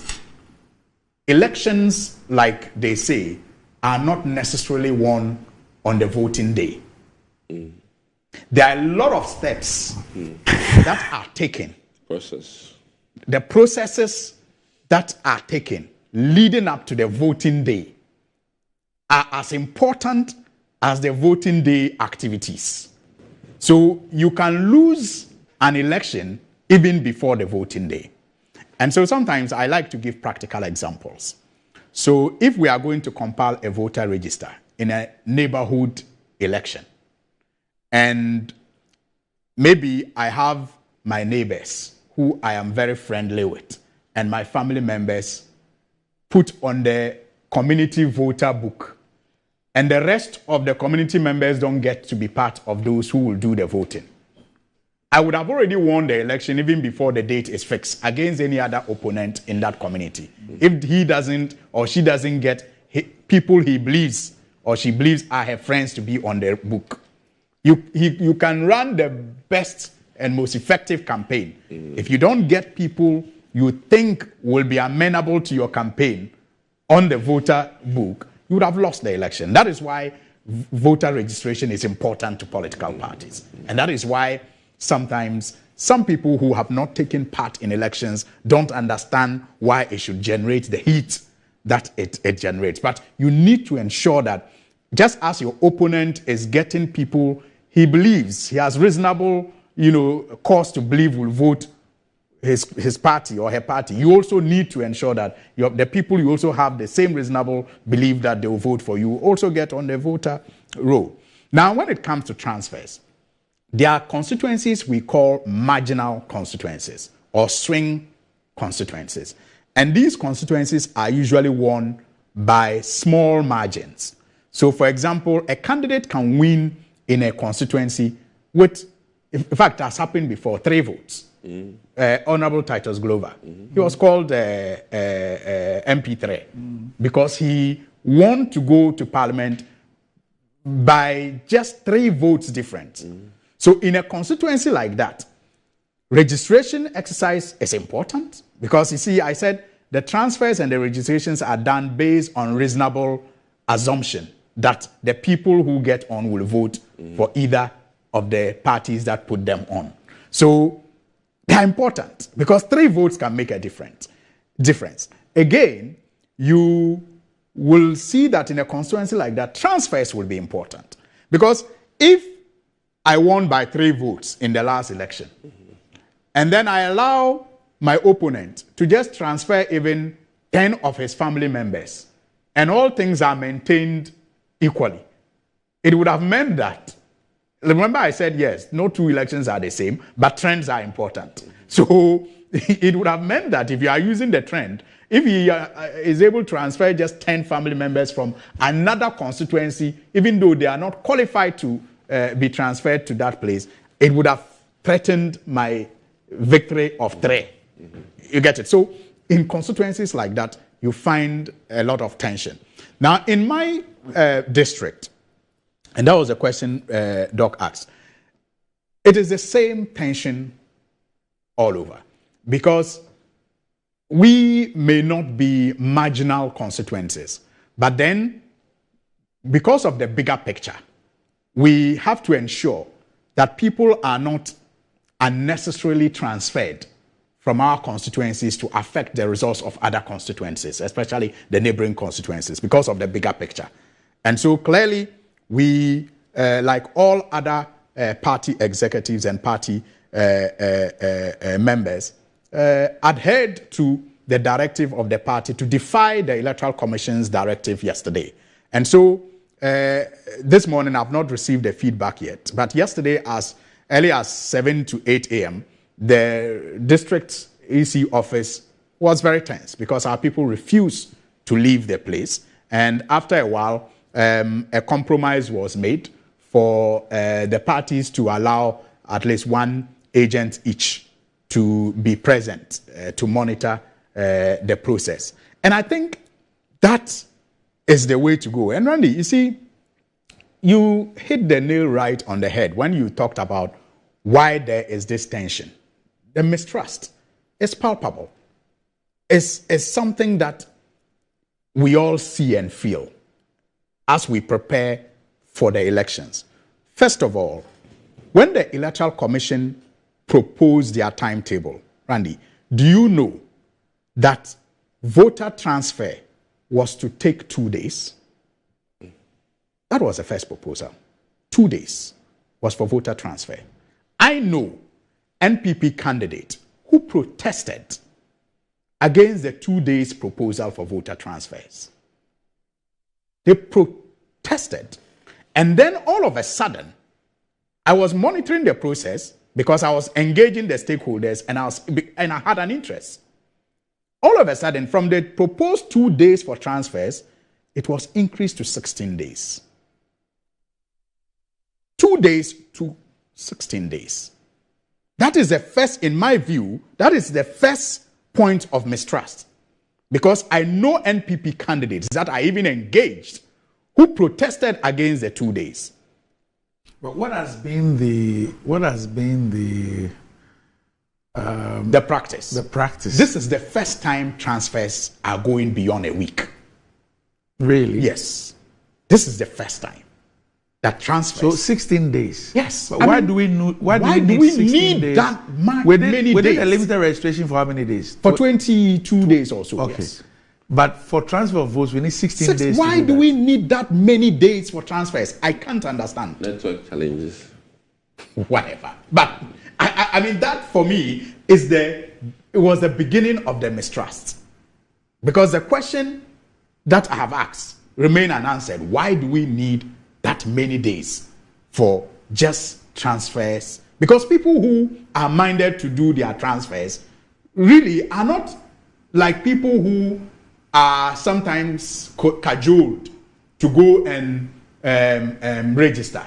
If you want to do a transfer, it must be important to you. And you would have assessed that on voting day, you may not be where you reside. Or you would have changed location and you want. I mean, it must be important to you.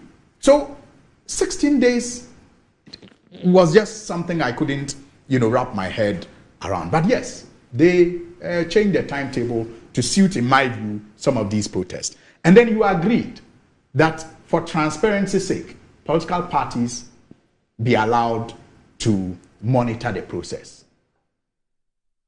Yes, it may not have been part of their law. But we are also told by the lawyers that when the law is silent on something, if you do it, you have committed no crime. That's what the lawyers have told us.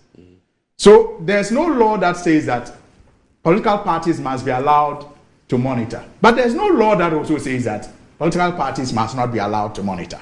And we are told, I am not a lawyer, but I have heard them say that when the law is silent on a matter, if you don't do it, you commit no crime. If you do it, you commit no crime. Loophole. Look, so clearly there was nothing wrong with the agreement at IPAC for political parties to monitor. I think there was everything in right fact, with it, especially because it was in the interest of transparency. If you want to enforce something, the law clearly tells the EC that in carrying out its work, if it wants things to be done in a particular way, then it goes for a CI, and then it relies on that to do it. So what it means is that, I mean, the EC cannot, for example, change the rules when the law does not apply for it. But things like this, to enhance transparency. To enhance transparency, I think it was a good arrangement. Who will go to court and say that the EC is breaching the law? That's what I'm saying. There's no law to even be breaching. What is being breached? Because there's no law that says that you should not allow people to be there. You understand? And the Electoral Commission needs to understand that its independence ends at the responsibility of the political parties. It is the responsibility of the political party to ensure that it is not cheated in the electoral process. It is its responsibility. Because the question I asked myself, analyzing the issues this early morning, was that, so is the EC saying that if the CI did not make provision for party agents to be at the registration centers, it would have prevented them from being there on the basis of the pockets of violence that occurred during the registration exercise? Clearly. Would they have done that and said that their presence is creating the violence? Their presence is engendering violence, so stop them. Would they have done that if their presence was not in the law? That's what I'm saying. I mean, clearly, what they did, that memo that they issued, was not well thought through.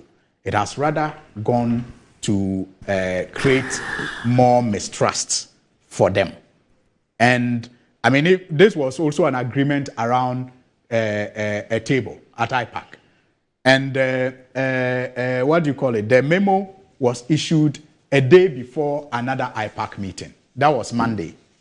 Yesterday, there was an IPAC meeting. There was to be it was an emergency. No, it was scheduled. I was told it was a scheduled IPAC meeting. I thought it was no, I was told it was a scheduled IPAC meeting. So if you were going to have an IPAC meeting on Monday, why did you have to rush on Sunday to issue that statement? You could have waited on Monday at that scheduled IPAC meeting to discuss the pockets of violence. Because they probably were scared that it would degenerate. Yeah, but you see, that is where you bring in the security, like you did during the limited registration. The question really that I ask myself is that if for this transfer of votes and there are pockets of violence, and we have security agencies who are supposed to deal with this issue, and even with this one, we are creating the impression that the security agencies is unable to deal with the law enforcement agencies cannot deal with the issue. Then what about election day itself? Election day itself. I'm very curious. Do you understand what I'm saying? What about election day itself? Because some of these things are also a test for us to show the readiness of the agencies and to also let everybody, the agent provocateurs and those who intend to do something, see. This is an opportunity for us to demonstrate that look, if you play the fool like we say, we intend to be resolute, we intend to ensure that nobody mars the thing, we intend to ensure that I mean, the rule of law is adhered to, that we take people through due process if you do these things. But if, with this little thing, you say that, then recourse is that nobody should come there.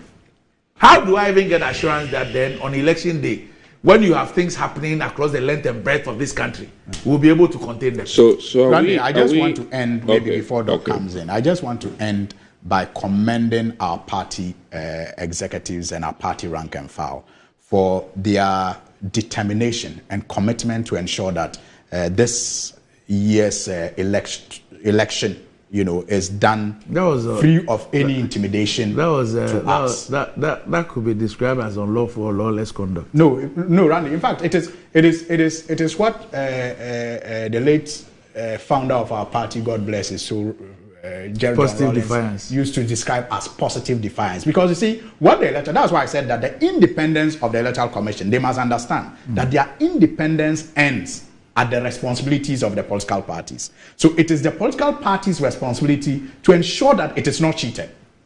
And they do so without breaking any law. And there's no law that says that they cannot monitor transfers. So if they decide to monitor transfers, they are carrying out a responsible function, which is not against any law. So if the Electoral Commission, wants to stop them from monitoring it, then they are extending their independence into the responsibilities of the political parties. Are you getting the point I'm making? The political parties are not there to interfere or to take up the job of doing the transfers. No, we are not. They are independent. They should do their work. But we are stakeholders. And so we have the responsibility to ensure that their work does not affect us. And there's no law that says that we cannot come and monitor. So if they say we shouldn't come and monitor, they are rather being unlawful. They are acting, illegally. And our defiance must be seen as a positive one. That is to ensure that our electoral process remains transparent, it remains fair, and we are not stopping any other political party from also monitoring the exercise. In fact, we encourage all the other political parties to do same. And I just once again want to commend our party, rank and file, for standing their ground across the country. Because I monitored the northern region, and in all the constituencies, at all the district offices, our party members were there. They were resolute, and they stood their grounds and ensured that the process was monitored yesterday, even though the Electoral Commission tried to stop them. May I ask this, that in monitoring as a political party during this exercise, what is the end game for any party? I'm just curious. For instance, if I've gone to Ayawaso West today to do a transfer so that I can vote for Lydia Al-Hassan, December, when I get that done and I leave, how is your presence there going to change? Let me tell you how. I'm just curious. Yes, let me tell you how. For example, I know, and maybe you also know, but you may not agree to it, that the ruling party have done a number of research, and many of their research shows that they have lost or they are losing the December elections. But you did that in government, and you thought you won. You were going to win. Did it work? Did it work? Now wait. I'm saying that. No, I'm asking you. I'm saying that the research that they have done shows that they are losing or they have lost the thing. 2016. Now their hope is on engaging in this gerrymandering at the constituency levels. I beg to differ. Hoping that they can annex some important seats that can help them, massage the numbers when it comes to the presidency. And that's why I agree with His Excellency President Mahama that no amount of machinations will change that. But to your specific question, you see, when the parties are present, they are able to tell if you satisfy all the conditions precedent before a transfer is done for you. So you don't have faith in the EC officers who do that? I mean, no, that's what the Americans say, in God we trust. Not in man. And everything else you verify. There's nothing wrong with trusting somebody and still verifying. There's nothing wrong with that. And so we are simply there to ensure that if you are going to do a transfer, you are qualified to do it, because there are rules governing the transfer. I agree with you. If, for example, if you registered only in May, you can't do a transfer. No, but the system... if there's a corrupt EC official, not all of them are corrupt, decide to do it for you for whatever purpose, the parties must be there to stop that. You need some proof of residence, like water bills, lights bills, I'm told, and all of that to prove. I know the requirements. Now, if the parties are not there and a crooked EC official decides to do it for people who are not qualified, who don't have these things, How will in fact, during the limited restriction, how will we know?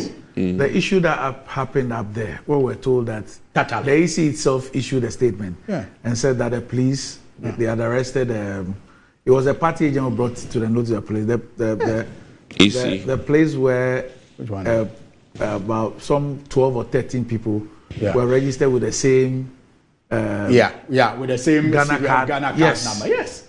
I mean, so this was done by an officer of the EC. And it took the vigilance of a party agent to expose that. And then the EC acted. So, this monitoring helps all of us. I think that regardless of all the checks and balances, when it comes to these things, there'll be a few administrative errors, which, it should be acceptable.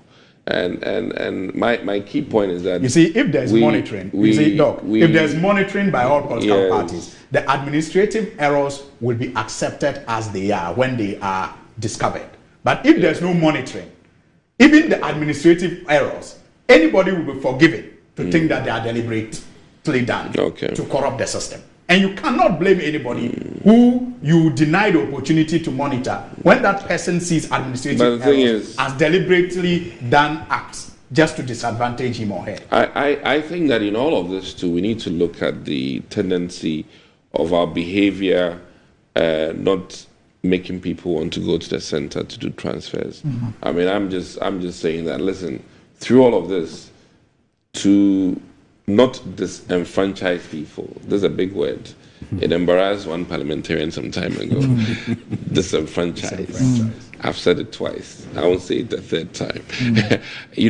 So that we don't disenfranchise people, I think that both parties, we need to be mellow on our exuberance at the centers. And I'll take this opportunity to plead with all Ghanaians that, voting is an exercise of how we are thinking, and it should be non-violent. And maybe today I'll take on my I didn't bring a cassock, but today I'll take on the cassock role of pleading to Ghanaians that yes, we agree that the election process leads up into whoever wins. I agree, and it must be done orderly, so that the outcome is agreeable to both parties, unlike, Donald Trump, who still thinks he won the last election. I really think that all of us are stakeholders, because if the country dips into chaos, every business is affected, all of us are affected, and that's what we don't want. So the godfather of appropriate dispute resolution has made an input. He says that provided the EC, Peace Council and Christian Council and all peace-loving Ghanaians want peace, is available to help. Well, he's a very dynamic man. I'm hoping that he'll be in agreement that if the ball was set rolling with some rules of engagement, it should be played out to the end.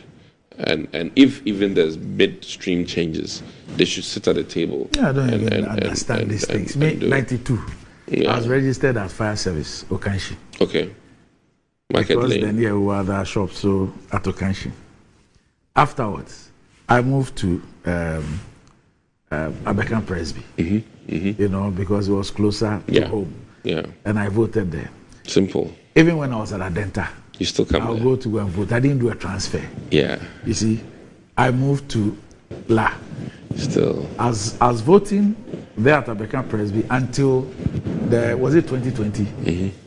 The new register that I then registered at Zenith University to exercise your vote. I mean, what is the big deal about some of these things? No, your case is different. You see, you are within Accra, and the roads. No, even if I were to move, and there was a legitimate basis to do a transfer. For me to do a transfer, I will follow the process. Exactly. Why should I be scared? Why should they be? Exactly. You understand me? You see, when people see a busing, a certain facilitation, especially when these are constituencies where the numbers are not that marginal. Below 5,000 and those things. Those issues. It then raises, and you will see that you check for most of the places where we have issues. You know, last week I've been bombarded with videos from Lejo Kuku. Yeah. Oh. And I think, you know, people who watch this program. Wait, who's running over there? It's because of Dr. Okoboy. Okoboy. You know, for people who watch this program, because they see you and Okoboy. I mean, the fraternity. Yes, I mean, so. No, so the NDC is busting what people Okoboy is doing there. People keep sending me.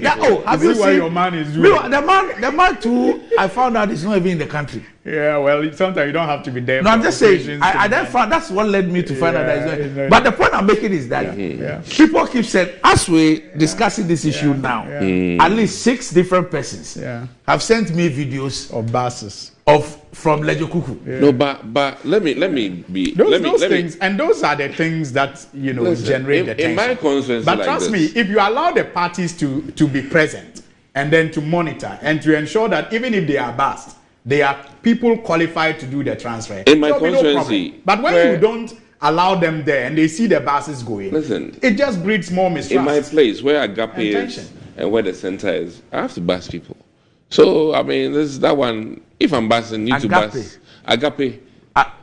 Is it not in the same constituency? It is. So why would people want to do transfer? That's limited registration. You are talking limited registration. Yes. But transfer. Transfer you don't need. No, that was the busing was limited registration. No, you don't know that. For Okoboy. No, what they are sending me, they are suggesting that it was a transfer. I think the one is even gone viral is a woman. Yeah. Who, I mean, you're speaking Ghanaian, you know. Yeah. Everyone keeps sending it to me. I say, yes. But I mean, call your friend. Oh, no, it's as if they are telling you call your friend. It's as if I'm his constituency chairman. They should understand.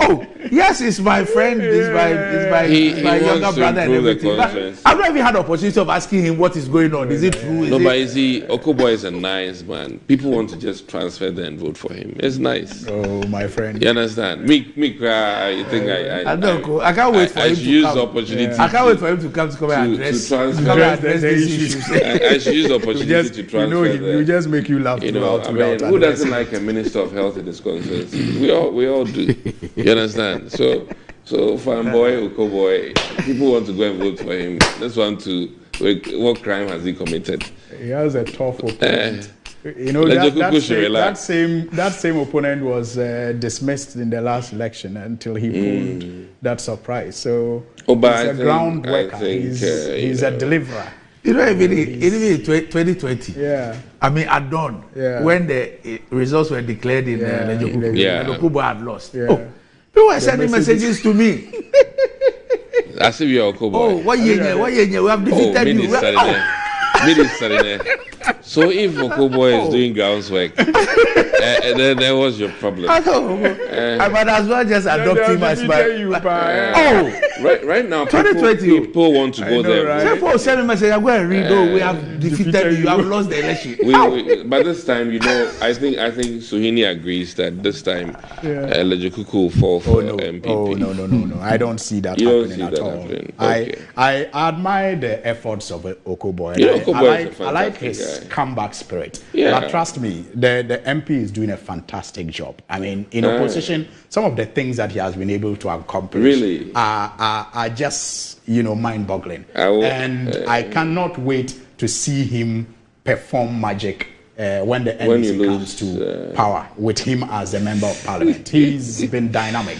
No, but so I think Okoboy is doing well, but he's not the subject for discussion now. But I am saying that. But what I'm saying is that I am going to transfer there to vote for. He has a tougher opponent. You understand? And he has a lot of worked people want to transfer there to vote for him. Are you understanding that? A lot of us want to go and vote for Okoboy. Well, you have to prove your qualification to be allowed to be transferred. Otherwise, our boys who are on the ground. All right, so we'll show you something I'll small. Go and rent like Nanado said, we'll show you something small. I'm renting tomorrow, in Lejo Kuku. No curfew. All right, okay. So we need to take a break, but the National Health Insurance Authority, as part of its 20th anniversary, made provision of 2 million cedis. 2 weeks ago, we discussed it here, and I showed how little it was as far as the need. Yes, thing was and all that. And, I'm sure that announcement is gone out and because it's been made by a politician. In fact, and it's something that they intend to do from June to December. And they're dealing with a small category of persons who have need for dialysis and all that. But guess what? That's just 2 million cedis. And I showed you how perhaps insignificant, pardon my expression, if we were to look at that is concerned. But the fourth estate, they brought you SML and showed us all the things by SML. Okay. So they have a latest one. They say that we've paid 56 million for Wi-Fi. It's matter. And the Wi-Fi is doing a high five. We'll be back shortly.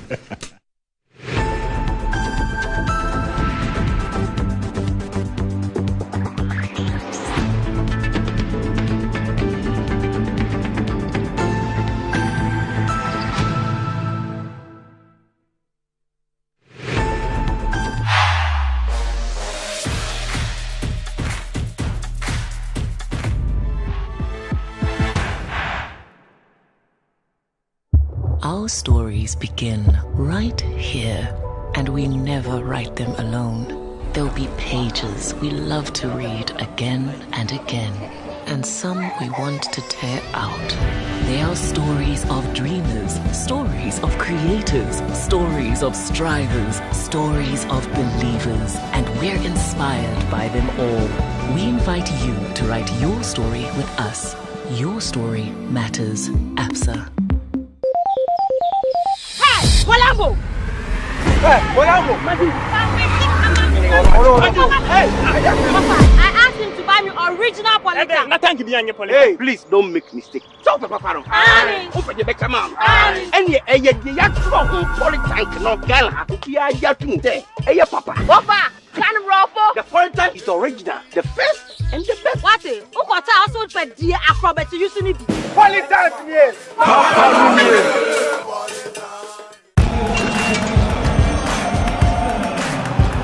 We are back bringing you the latest lineup from Betway. Betway starts strong with their front two with Free Play Friday and Swipe Bet. In the middle, you've got all the control with Cash Out and Build a Bet. Plus, with Win Boost, you can boost your sports bet. At the back, they have Smart Picks and the partial daily jackpot.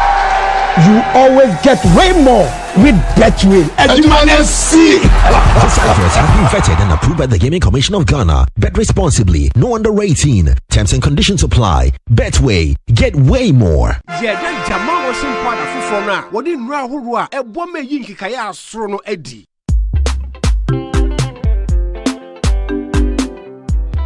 Sham. And Mount Sahun Shisho. And a epu a run sui. A yink kayan kasa. Oh, I still to be. The Jamal washing powder for furnace sachets are Kessie in Numaba. A yink kayan kasa. For Jamal washing powder, but 30 can you mount the Bejawa? New Jamal washing powder. Emanya meniti ne musu ye sham. Ohukafo a oma wonta de niti. FDA aje edwede nkrato yatumu.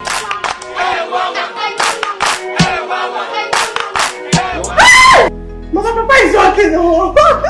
Bar Herbal Hospital. Specialists in every kind of bone disease. Bar Herbal Hospital.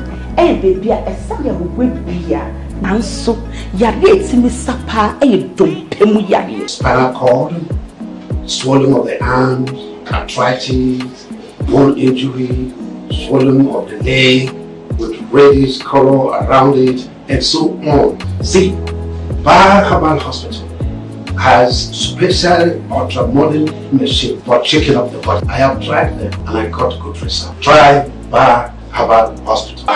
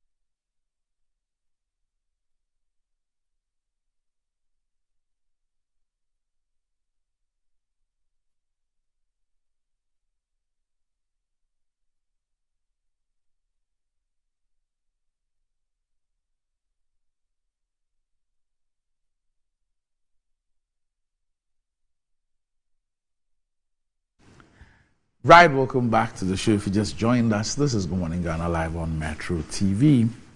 So with me on the show I have Dr. Dixon Admaku Kisi and Alhaji Al Hassan Suhini. But what does wealth mean to you? Do you want to live like a tycoon? Remember, as God the Mullah, God the power.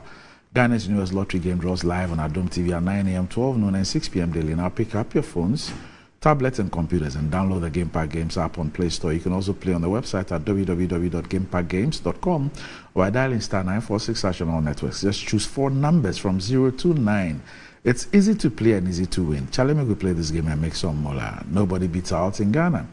Game Park Games, more mola, more power. This game is regulated by a National Lottery Authority and it's not for persons under 18. Play responsibly. And talking about Game Park Limited, yesterday was the birthday of the CEO, BB Bright. Yesterday was her birthday. Happy birthday. We spoke yesterday, he didn't tell me it was your birthday. Okay, so I found out. So happy belated birthday to you, BB Bright, the CEO of Game Park Limited. Ayesoko, the Akosomo Dam be big, but Betway is cash out be bigger. Betway is giving you more control over every thrilling bet you place. Enjoy the biggest and most reliable cash out in Ghana on Betway without any hassle. Sign up today at betway.com.gh. Terms and conditions apply. It's not for persons under 18. It's regulated by the Gaming Commission of Ghana. Betway, get way more. And Blue Jeans energy drink has been on the Ghanaian market for over 20 years. We already know what it does for the body. It contains vitamins and nutrients like vitamin B2, B3, B6, B12, as well as taurine and guarana, which are known to boost your strength and energy as well as promote high performance and endurance.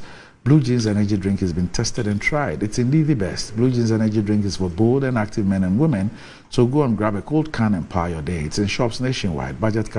You can reach Budget Cash and Carry Limited on 0208-128-190 or 055-001-0000. Okay. So before we get to Wi-Fi, the same Fourth Estate, so Manasseh Azurawuni, also raised the alarm over a 5G contract and raised quite a lot of issues. And he thought that there were problems with it. The ministry said that, look, they believe it's above board. There's no problem with that. But Alhaji, the NDC minority kicks against opaque 5G spectrum deal. And it says that minority caucus in parliament has noted with grave concern the decision by the Kufuor-Bawumia government to give away Ghana's 5G spectrum to a shadowy entity, NextGen Infraco Company Limited, for the next 10 to 15 years. Under this deal, NextGen Infraco Limited has been given the exclusive right to build, own, and operate the entire 5G infrastructure network across the country for the use of all mobile network operators, internet service providers, and other interested entities. It is instructive to note that executive approval was granted by President Kufuor for this sweetheart deal on 22nd August 2023, barely 1 week after the company's incorporation on 16th August 2023. This was done through a non-transparent arrangement without any competitive process whatsoever.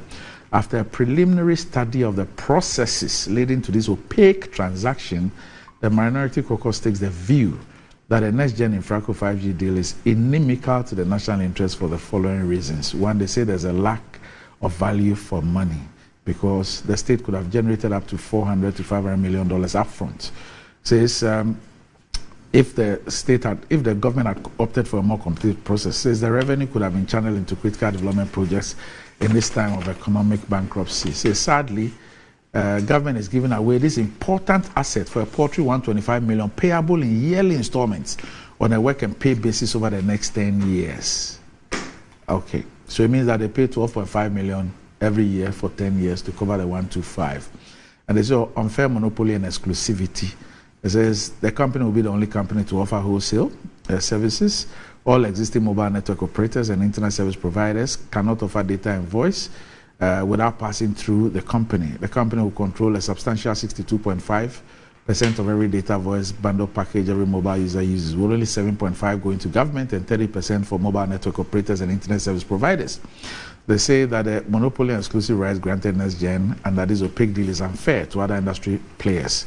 They also speak about absence of parliamentary approval, and they say that it is a multi-year contract, hence subject to parliamentary approval per Section 33 of the PFMA, Act 921.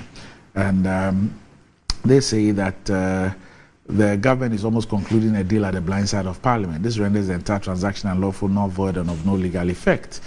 And they say that some of the entities in the consortium, which are the beneficiaries of these opaque transactions, are mushroom entities owned by cronies of President Kufuor and the Minister of Communications with questionable track records. So some of these entities have been engaged by this same government in similar arrangements that have offered no value for money for the state. And they also say that the regulatory framework and operational modalities and guidelines for this opaque arrangement have not been clearly defined. It says the investment that this consortium is expected to make to justify their humongous 63% stake has also not been clearly defined.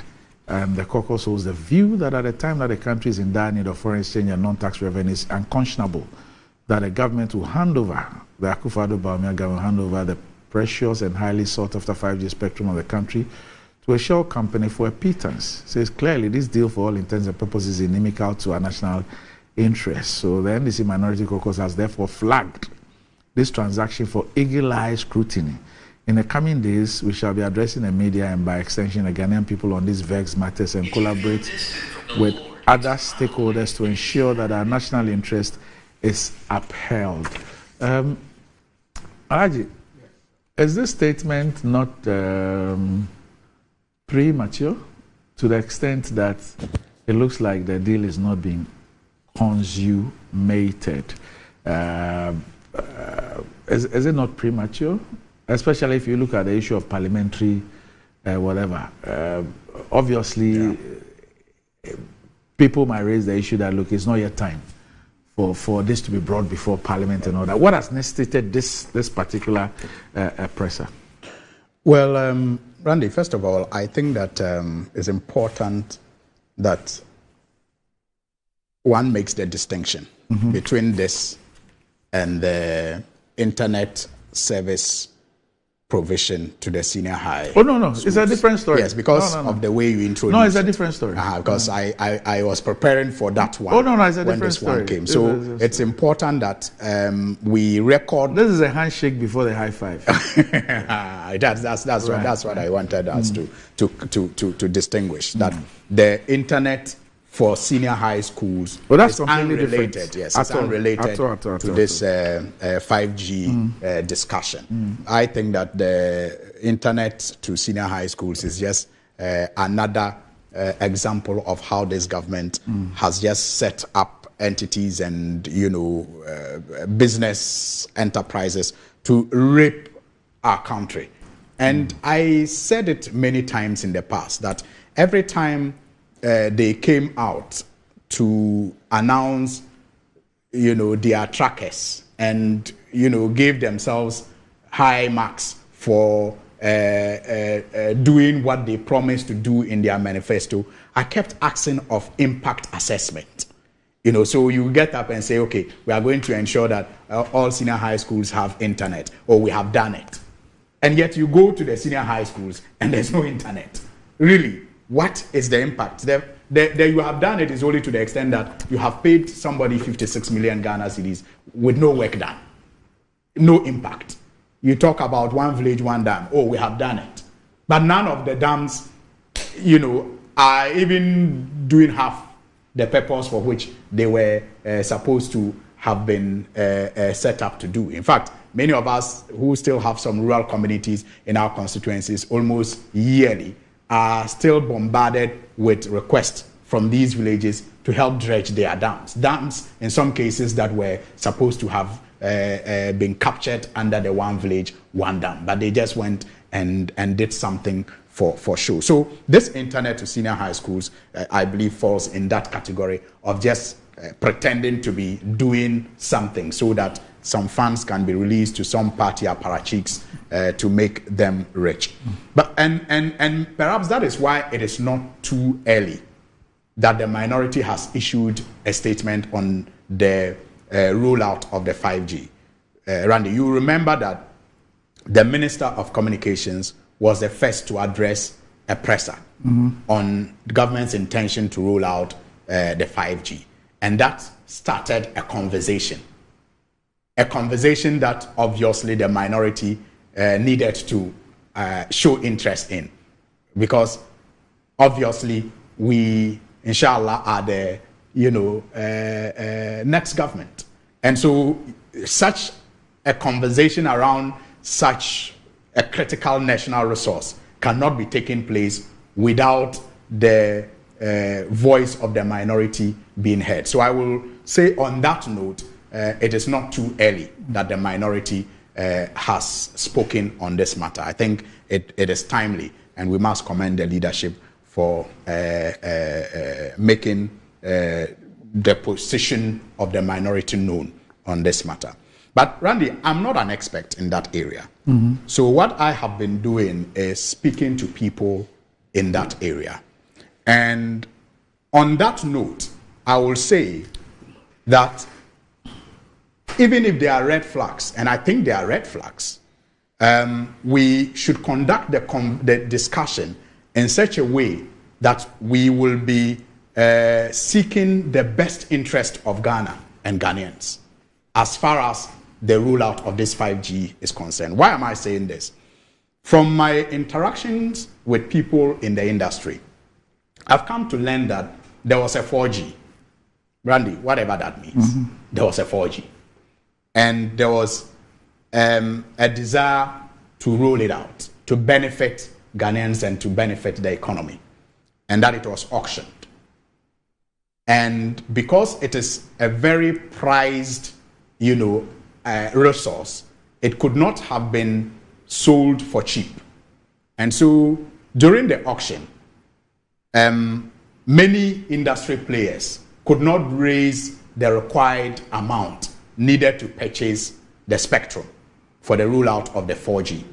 And that the only entity that was strong enough financially to meet government's expectation was MTN. And so MTN procured that spectrum. And they had the monopoly, and I'm highlighting monopoly, to deploy 4G across the country.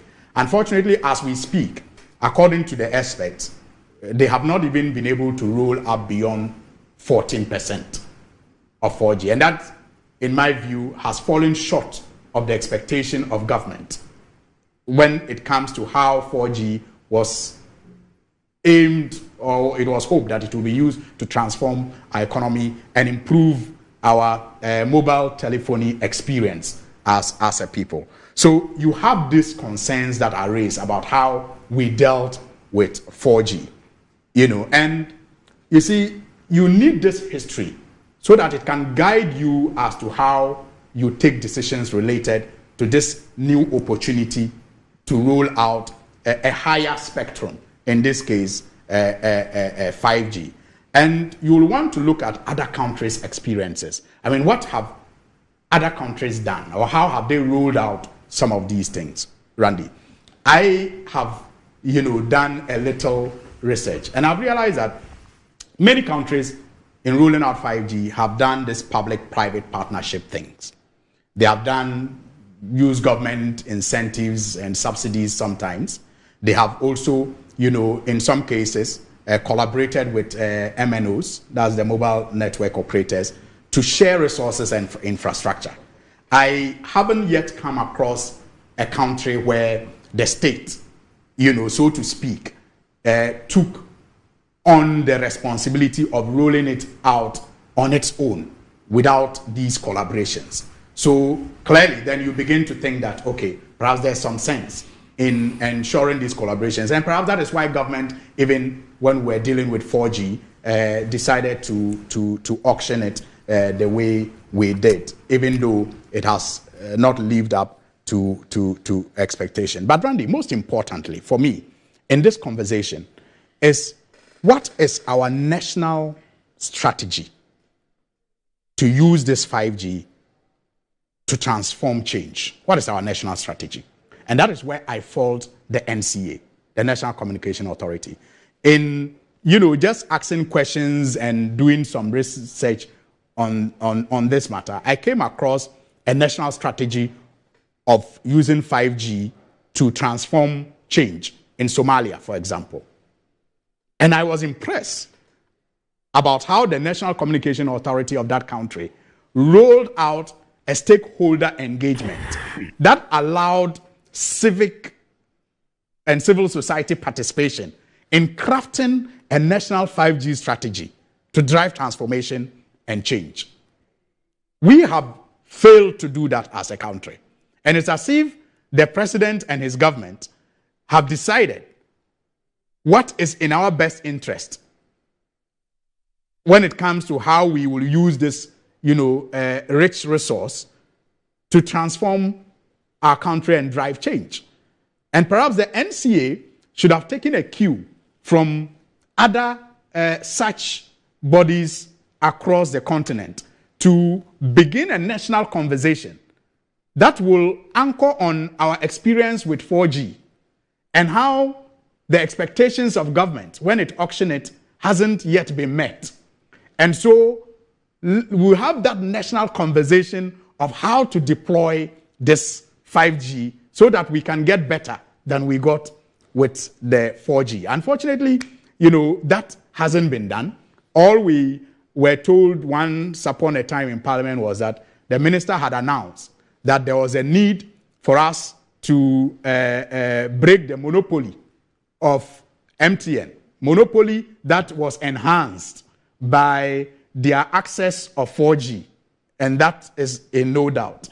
And you wonder if that is fair, and sometimes I think it is not really fair to MTN because they didn't become a dominant market player by just sleeping on the job. I think they worked for it. And so on that score, you cannot fault them for being a dominant market player. But you also have to understand, and I remember these conversations we had during the sale of Vodafone, that it is strategically important for the communication of a controlled by one, MNO, especially when that company is not state-owned. It is strategically important.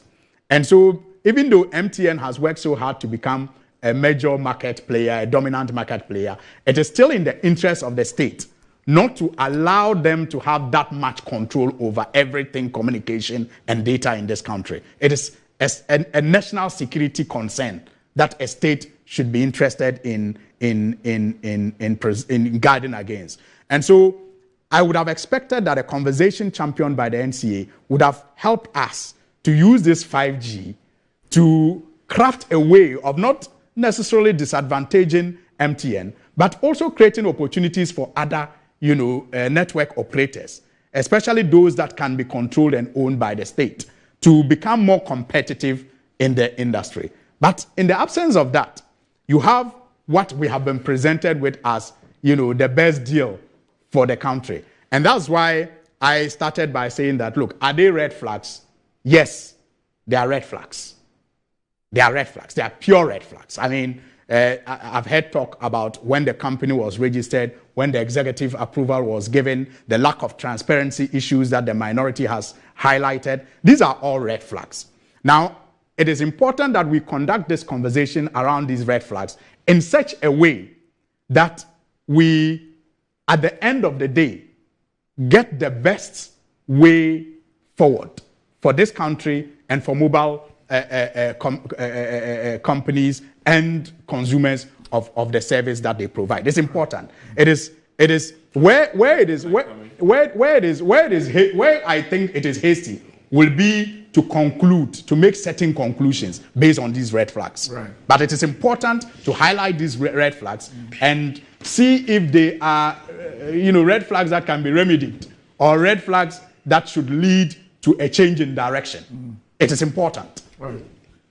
Yeah. I have a serious reservation, forgive me, about media engagement, largely with sometimes corporate government relations in terms of the information that should be made public and not to be made public. And I say this with the greatest of respect to the media houses. I think that even in corporate life, class A stock owners and B stock owners, when they hold shareholder meetings, it's not made public. And those with ordinary stocks may have the general knowledge. I say this because I'm looking at the future where deals structured, demands will be made on the entities to necessarily put these things out when it's supposed to be, kept within the confines of the corporate entity. And yes, there's right to information. I agree to that, but then the only difference with this one is that you're dealing with a natural resource. The 5G spectrum. I haven't ended. Yeah, the 5G spectrum is no different from oil, or gold, or cocoa. No. Can I? Because the reason why I'm saying this is that I'm looking further into the future. One, in terms of our investor relationship management, and two, in terms of the extent to which sometimes true business transactions are colored politically, and it's not helping us. And I'm not even taking 5G issue. Right. I'm talking in general that we need to be very mindful that business reportage, when it comes to dealings in business, needs some finesse, needs some carefulness. If not, I mean, listen, there are some investors who would come and be willing to spend, but they don't even want their names to be out there, to be quadruple scrutinized, because it would affect even their reputation in the US or in the UK. So I'm only sounding some level of cautiousness that it shouldn't be. Listen, Nana Addo Dankwa Akufo-Addo, in his dealings with Mobitel way back, it is now that some of us can go and be privy to the intricacies of the transactions, because it's been 20 plus years. Please, are you understanding me? So, and I'm not saying that all things should be kept in a vacuum or hidden from the general population for X amount of years. But my key thing is that, in as much as we like to do reportage and try to nose around everything, I think that we need to be very cautious. There's a thin line between corporate relations, investor relations, and governance, or corporate governance, and then country governance. And I really think that, with the greatest of respect, we need to be very particularly mindful. It's almost like some of the things we say about certain banks, like Societe Generale recently. I mean, forgive me for, and how it can have an adverse impact on the bank. The Indums and the GN banks. Some commentaries can adversely impact business. So I'm here. One, I'm not going to say that I'm the authority on 5G network, but let me add that, listen, yesterday when I saw China land on the moon, a lot of things went through my mind that, Ghana da bang. Ghana da bang. In the sense that we're here worrying about tomatoes and kontomire, and these people are doing huge things, to the extent that when TikTok moves, the American economy can shake. And this is a Chinese-owned entity. So when is Ghana going to be a stakeholder? Because it's even funny that we're talking about 5G. I mean, we are still behind, in terms of the advancement. And rightly so, because, one, we can't afford. We will always certainly be behind with the rest of the world in terms of internet speed. This is all, these networking things, infrastructure things, comes down to your connectivity, your traffic, and the volume of data you can move within the internet space, and it's costly. And I think that, one, oversight is important. I believe in what the minority is doing. They have a right to peruse and make questions, but I also think that there's always a limitation to where government can be so involved, because at the end of the day, listen, it's the person that pays that calls a tune. And sometimes, forgive me, we chew or bite more than we can chew. That's the right word. In the sense that sometimes we don't have nothing. Somebody is coming with it, and we are rather making determinations and things like that, and muddying the process of what the technical people are doing. And I try not to be far-reaching in terms of my limitations with regards to deal structuring, with regards to the necessary due diligence that needs to be done. So I am of the opinion that, listen, this is just symptoms of future mishaps if we're not careful in how we manage brokerage dealings, the KPMGs and what they have to do, or, Ernst & Young and all these other accounting industry. I think that, like this first statement here, lack of value for money. Make a statement of lack of value for money and tell me that in your truest market assessment from this people's assessment, then I know, because I can also sit here and say that government could have made, 1 billion or 1 million. What is your justification? And I'll throw that question back to my own Dr. Atuforsen that, hey, listen, we're doing politics, but business rules are 101. Your valuation, how did you arrive at it? Because what are you looking at to arrive at these valuations that you're talking about?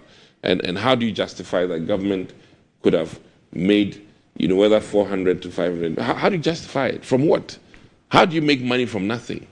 That's the first thing I'm going to just ask Atuforsen when I meet him. So I'm here to as it is, put some carefulness in how we try to reach out. And this is costing us, just like in the case of these tax incentives. And listen, it's a very complicated discussion. We've had it in many circles. Atuforsen several years ago was for tax exemptions. Now he's drinking different water and saying different things about tax exemptions. Fair should be fair. What we know is good for business, environment, business does not change, regardless of who's in government. And I'm pleading that, in as much as MPP is very pro-business, that is what our mandate usually is. We want to, that is what we profess, that the MPP is very pro-business. That's right.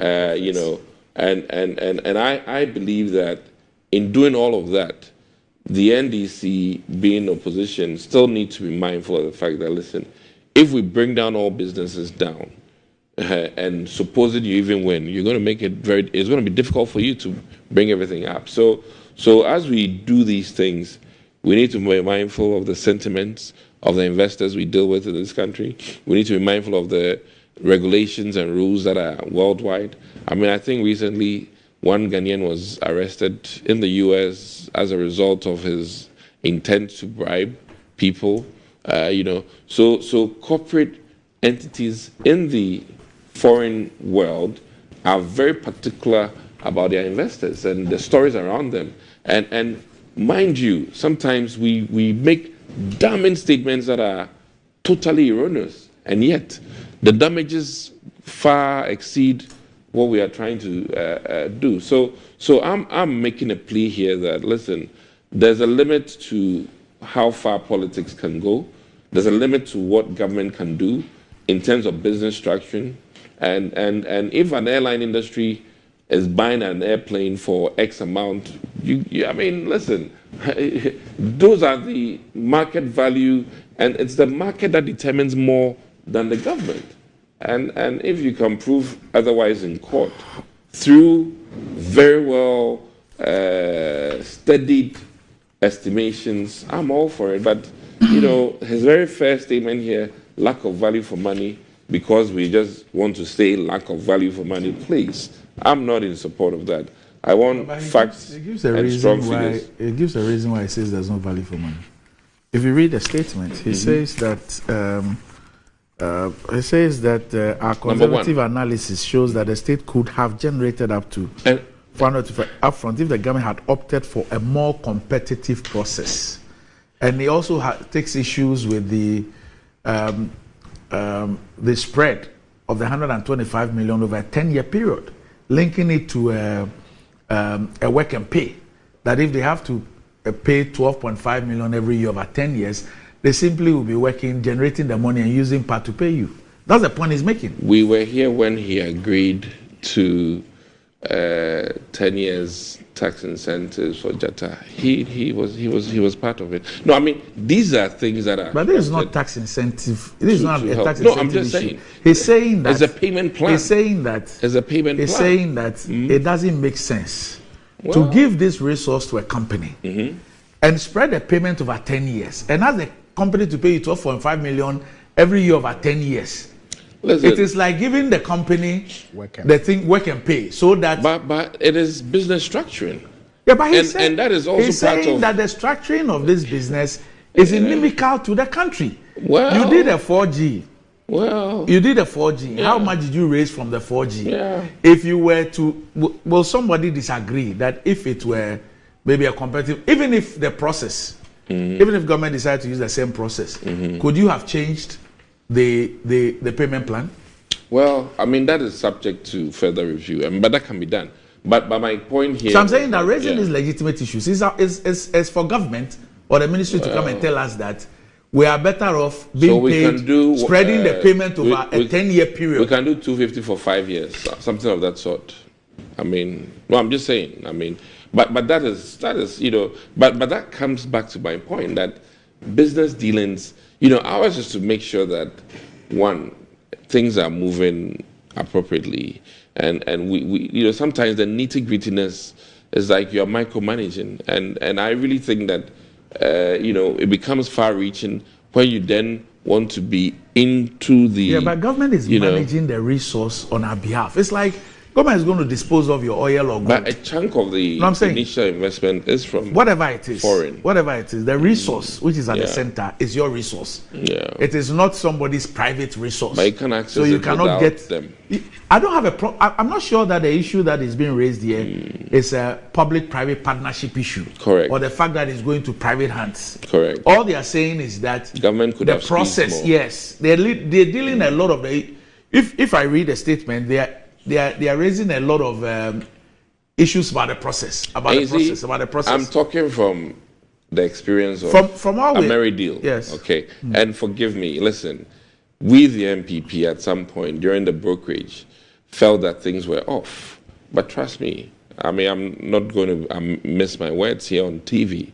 That when we came into government and reviewed it, some amendments were made, which literally was in support of what the NDC had agreed upon. It was worse. No, but you get my point. And what I'm trying to say is that, listen, sometimes when you are not at the table and the discussions are ongoing, I'm sure somebody posed the same question during the discussion, and some arguments were proffered to allay the fears of the people.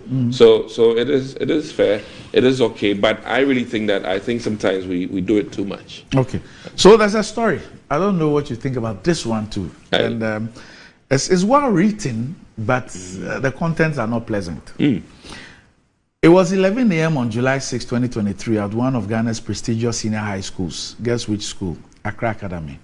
Students had gathered in the Information and Communications Technology Lab, tapping their fingers impatiently on keyboards with exasperating sighs. In contrast, others muttered under their breaths in frustration, desperately trying to connect to the internet, with time slipping away and the assignment deadline fast approaching. Disappointment was etched on their faces as the blank screens on their computer monitors flashed with the inscription, "No internet access." Accra Academy Senior High School was one of over 700 schools connected to the internet as part of government's Wi-Fi for Schools program. For a while, jumping on the information superhighway was a breeze for both students and tutors, but within a year, the internet was no longer available. The school was disconnected. Quote, "The internet stopped working when we were informed too," says a final year student. "We no longer use it at the ICT lab." The headmaster, Emmanuel Ofie, Fiamawal, explains that the government-supplied internet only worked for a year but was always unstable. Complaints have been filed. He claims that a company responsible for the network has failed to respond positively or meaningfully.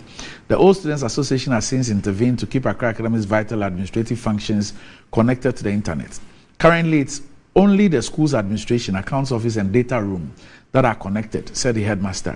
The ICT lab and the libraries, where students usually go for research, are without an internet connection.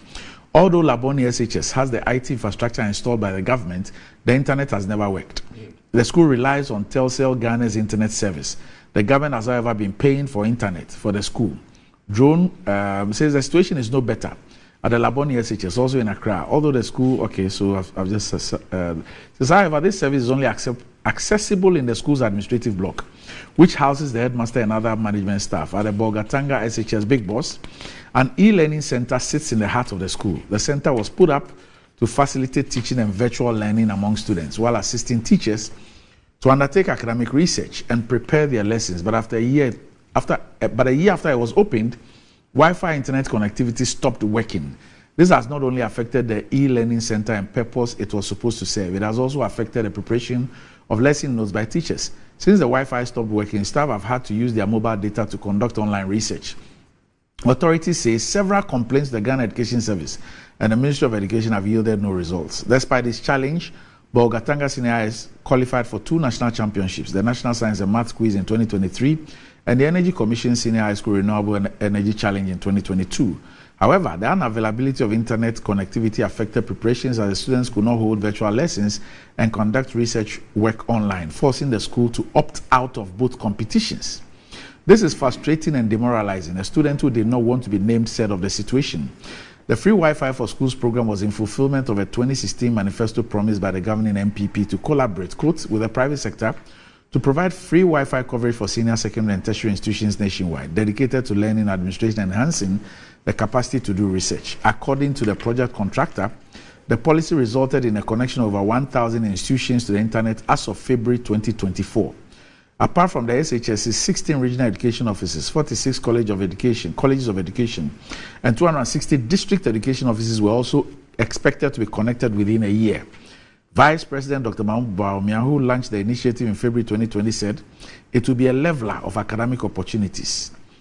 He said it was part of a broader program to bridge the technology gap in the country and provide learning through internet use. There is much knowledge on the internet and we have to allow senior high schools to access the knowledge. We promise free Wi-Fi and we are going to deliver, he said at a town hall meeting in Kumasi in 2020.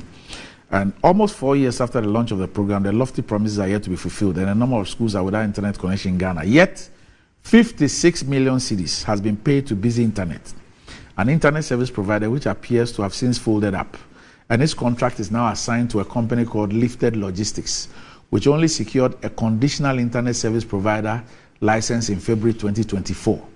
When the contract was awarded for the provision of internet services to school in December 2019, the intent was to have school administration blocks, libraries, and ICT labs connected. However, 48 out of the 50 schools, Evans Aziamo Menson of the Fourth Estate visited between June and July 2023, had no internet connectivity.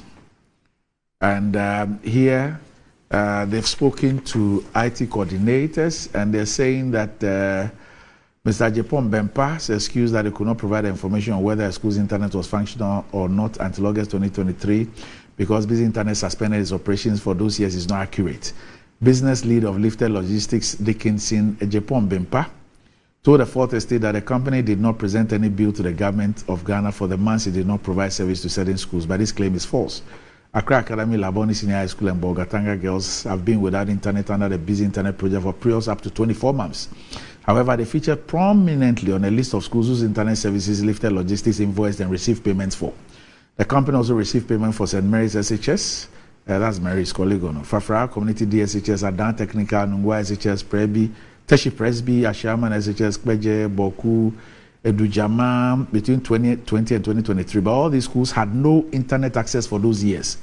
A policy advocacy organization, Africa Edu Watch, has also conducted research and found that 107 schools out of 150 visited across the country were not enjoying any benefits on their free Wi-Fi project. So it goes on and on about value for money and all that. And it's still not getting information from the Ministry. The fourth essay asks Nana Jemfi Adrabo of the Center for National Distance Learning and Open Schooling. It says, I think this is a clear case for us to review again those two monitoring mechanisms to protect the public purse. That was his response. And despite multiple requests for information since July 2023, the Ministry of Education has refused to provide a monthly breakdown of what it has paid Busy Internet since January 2020. And Nana Jemfi Adrabo also failed to provide information of how much the government has paid Busy Internet. He also promised to provide the data after the interview on May 6, 2024, but failed to do so. The business lead of Lifted Logistics, Mr. Bempa, denied knowledge of how much his agency has so far received from the contract from government. But so far, what we know is that the company received 56 million cedis for work it supposedly did for 9 months, for which it cannot show any tangible result because most schools don't have the services they were supposed to provide. The payment was for January to September 2023, according to parliamentary records. This period includes the months the Fourth Estate visited and observed that the internet was not working in 48 out of 50 schools. Look, we have a pension of paying a lot of money for nothing. And officialdom is also very reluctant in providing information. Yeah. From a public account standpoint, I think that further auditing needs to be done to ascertain, one, if payment has happened and for which period, and if truly the service was erratic, why was it erratic? And I'm not very particularly knowledgeable about the, contractual agreement and when it was supposed to be effective for, but it was nice to listen to the intro. My senior brother went to Akraka, so he's always fond of the Akraka page. I don't even remember when he finished, but yeah. So his enthusiasm about Akraka has made me also like sort of an Akraka boy in a way. But be it as it may, I think that we are at a point in our educational system that students literally need to do research work. They need to be online and using internet like all other children in the global world, and looking at the idea of providing tablets to students. I think that making sure that there's internet connectivity available would be a very serious priority of the government. As it stands, I think some number of tablets will be deployed this year, and for the assurance that these tablets will be utilized this year, I'm sure that this incongruence or this lack of connectivity will have to be addressed, because I believe the president and the vice president launched this initiative even this year with regards to tablets. In all of this, one possible thing is, I don't know if this is a prepayment for service to be rendered later on this year or not. I don't know. But from 2020 is a long time. Some have even finished SHS and left without benefiting from the internet access. But in concluding, I would hope that the agency or people, at the helm of this can come up with the appropriate, information, so that all of us would be at peace and can appreciate whether truly government paid necessarily for the infrastructure first and then the internet connectivity afterwards, or what. I don't know, because this no matter what, to have connectivity on campus you need the modem and all those other things that go with it. But let me also add that I'm looking forward to finding money to acquire one of these Elon Musk satellite dishes, which I hear is fantastic. Have you gotten one yourself? No.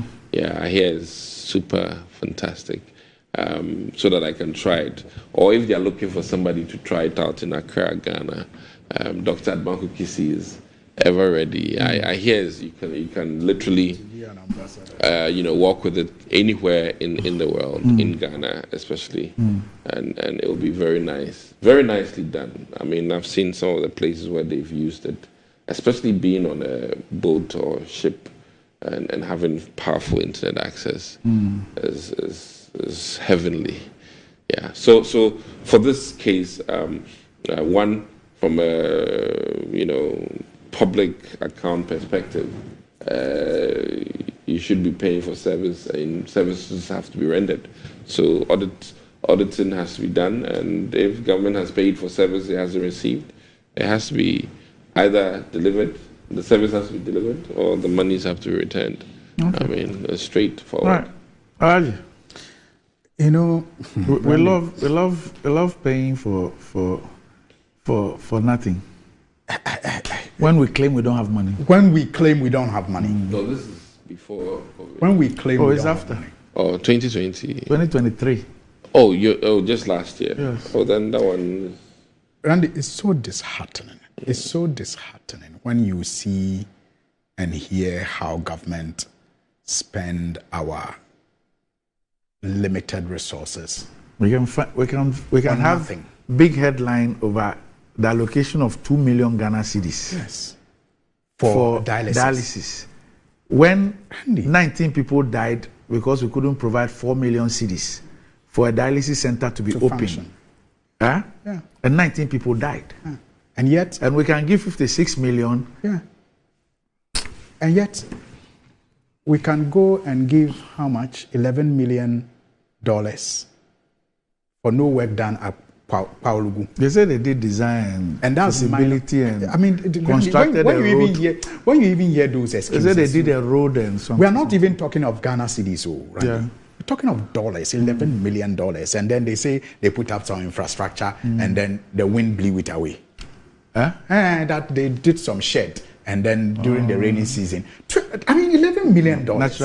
Natural disaster. But, Randy, it gets so offensive when you even hear the explanations that are offered. Motorway, $2-3 million here. SkyTrain, $2 million down, no work done. I mean, all over. All over. And then you remember, Paulugu, what the vice president said. The biggest investment in, any government has ever done. And when we talk of this $11 million, I am not sure that... Why do you say 11? It's 12 point something. 12, yeah, I mean, I'm just being conservative. 12.5. Or you know where the 1 point something went to? Maybe that was what was used for the launching. I mean, the commissioning of the party that was organized to tell us what they were going to do. And I have said this repeatedly on many platforms in the past, and I repeat it again. Every time Dr. Bawumia mounted the platforms to say, we've done this, we've done that, the question I always asked was, what is the impact? I mean, sometimes, apart from those that are claimed to have been done, that have been proven not to have been done at all, there are even those that, in some cases, they have attempted work. Like when we're in school, we used to say attempted work. They have attempted work. But you see that the focus, the mindset, is not really on transformation. It's not really on making an impact. It is always steeped in propaganda and winning an election.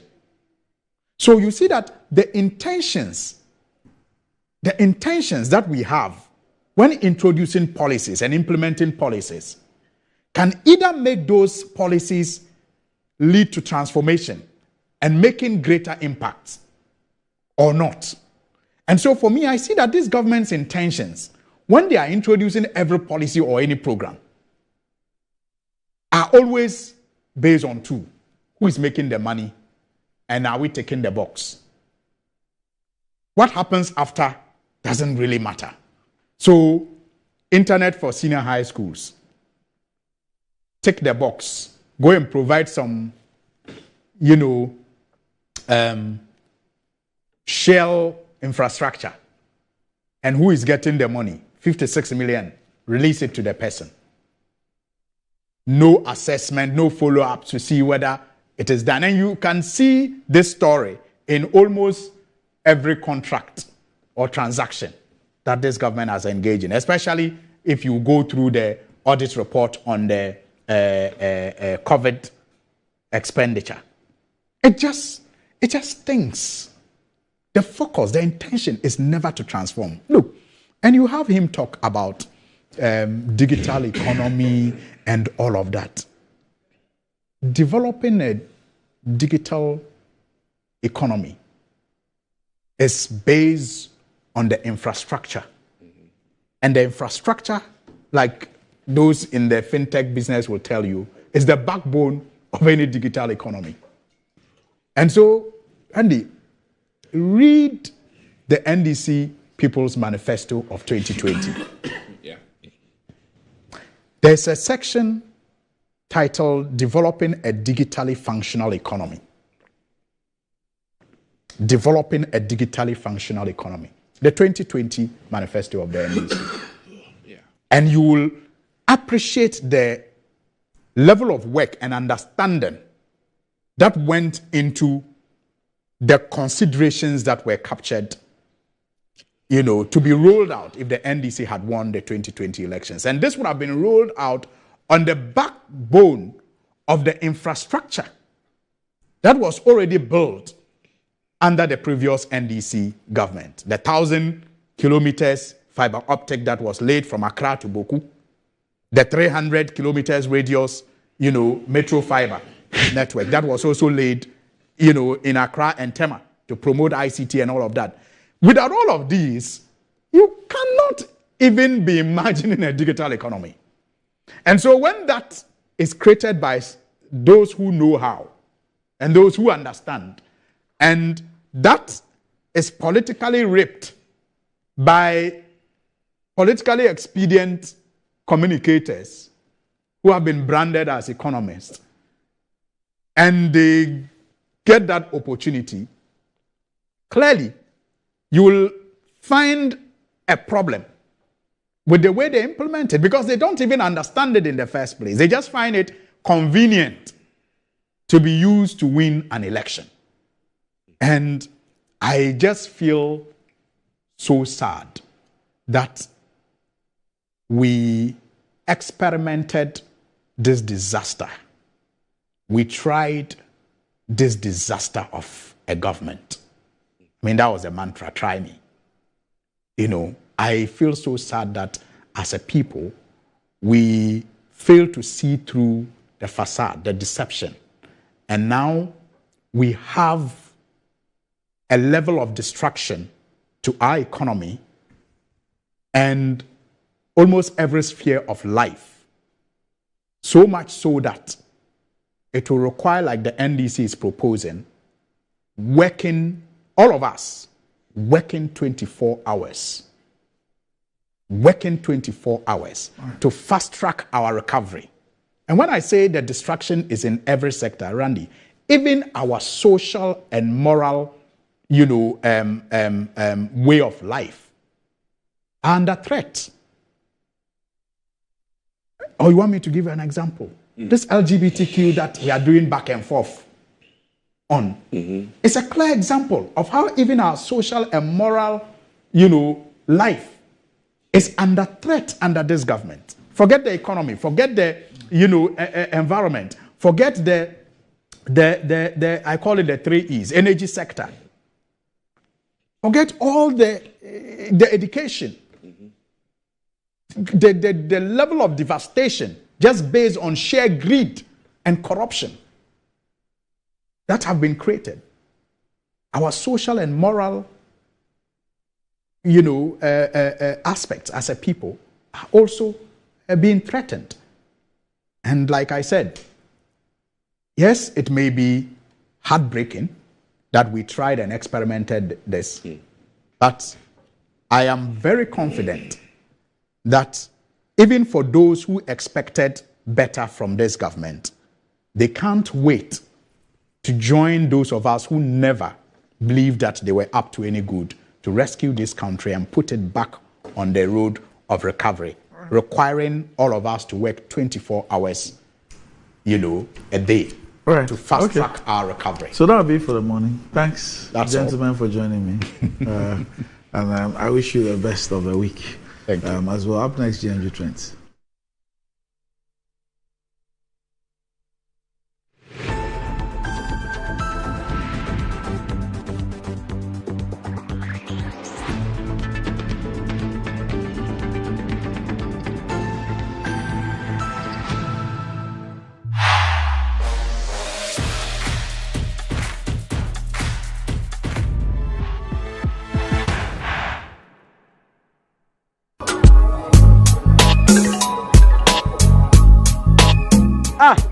Customer, I don't know who to say. Malaria been actually me, man. No more man, so still. One of them give us. Give us a solid. Yeah, sorry. But lost so give us here and turn down. What's over that song? But tomato give us the and turn down. Give us a bad message. Maybe I try the and turn down.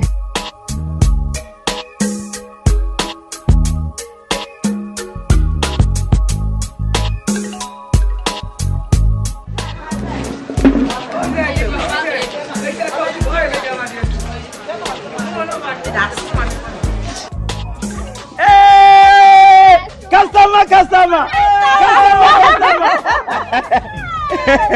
Give us a tonto now. Pa. Onuya kayo, oba wa fa furo nom. De o ma no banu fo nom. Akwada wa ni mfie dumie no ono nso nom. Baba wuku be no mo nkwa. Customer. Nana wacha. Na da be na mi ntwa ma twa papa. Mi twa 10 Ghana.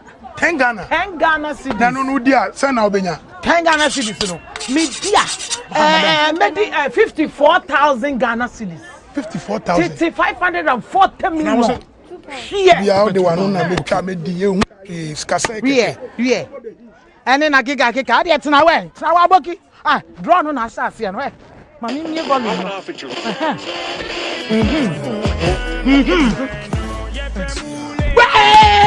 Customer. Ready?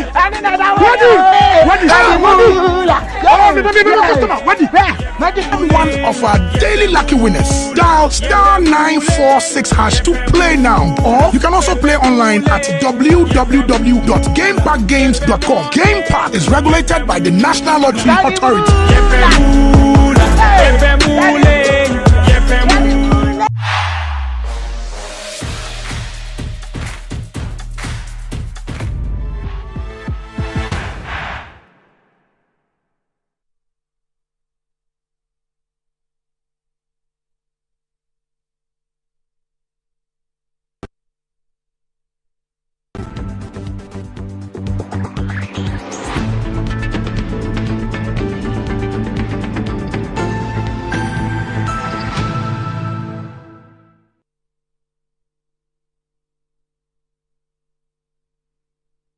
Right, welcome back to the show. If you just joined us, this is Good Morning Ghana live on Metro TV. Time to check out what is trending on social media with Desi. How are you? Very well, sir. Yeah. Okay. So, welcome to the trends. Now, let's begin with, there's a gentleman who used to create content on, or he still does, on socials called Kofi Gabs. He did a post yesterday, and a lot of people haven't been happy about it because they say that he's denigrated academia, share people with PhDs and all that. So let's check out the video, and I'll take Doc's thoughts on it, and then we'll move on and talk about Lil Wayne and also the TGMAs. Madame Fupa, your friend Romeo, down me Ghana 23rd March 2018. On no driving me call airport. Sisia or US Chicago. 6 years near me Hunie. Holland have me timini maybe a US embassy. But won't because of this passport. And I'll pay me 7% me cost Romeo. Me te toilet soon I'm fill US ESTA application. Me just $21. You can't tell me say take 72 hours and send me approval. In 1 hour 20 minutes, and I'm approval by. To want the power of this passport. PhD will go on cramba.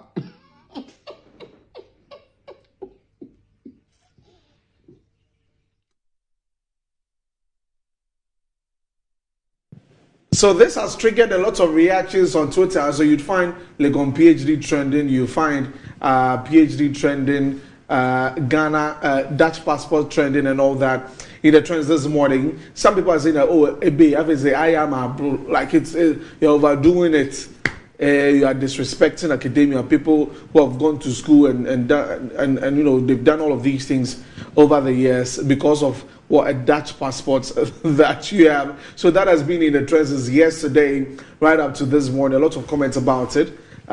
Look, some people say it is true. He's speaking the truth. So that is his opinion, and that is his reality. Okay. I mean, whether you agree with him or not, the guy is speaking to his experience. Okay. I won't let my kids take anything meaningful from that. I would rubbish it if it is ever raised by them. I won't advise anybody on that. That's me. Okay. Because my reality is different. It's different. I'll be honest with you. And there are people who also have both worlds. You get me? Yeah. But this morning I saw a post on Facebook, a friend of his, Mo Miniru. Okay. And I thought that I found his take on this issue interesting. Okay. Mo Miniru. He says, it's as if I knew you were going to raise this issue. It says, a PhD versus some little book. Okay. And this is what he says. He says, a PhD basically makes you an expert in what could be considered a microcosm of human knowledge. So your area of research. Okay. While it may have cross-applicability and enhance your personal competence, it does not by any means guarantee success in life or work. So if you feel getting a Dutch passport will guarantee your success or fulfillment in life, go for it. Good luck. Okay. So to everybody, your choice. Your choice. Well, so that's it. Choices got a lot of people talking on. If you want me to read it again. Says a PhD basically makes you an expert in what could be considered a microcosm of human knowledge. While it may have cross-applicability, enhance your personal competence, it does not by any means guarantee success in life or work. So if you feel getting a Dutch passport will guarantee your success or fulfillment in life, go for it. Good luck. So choose your choice. Anyway, moving away from... I will never... First of all, I don't even think that there's a basis for comparison. I won't tell somebody, I don't want a situation where I choose between a PhD and a foreign passport. For me, it's crass. And I'm saying that a lot of people even have both. Yeah, and I don't even see the basis for that kind of choice. You understand what I'm saying? Yeah. Anyway, now let's go to Kumasi. Maybe I'm the wrong person. So Kumasi yesterday was quite busy because actor Kojo Nkansah Lil Wayne was arrested just when he was discharged from the hospital. And then he was taken to court. And a lot of people were saying, hey, Lil Wayne, you can act too. No wonder you're an actor. So remember that, you know, he appeared at his premiere at Ken University a day, or on the night actually, of his accident. And then it was just a patch on his forehead.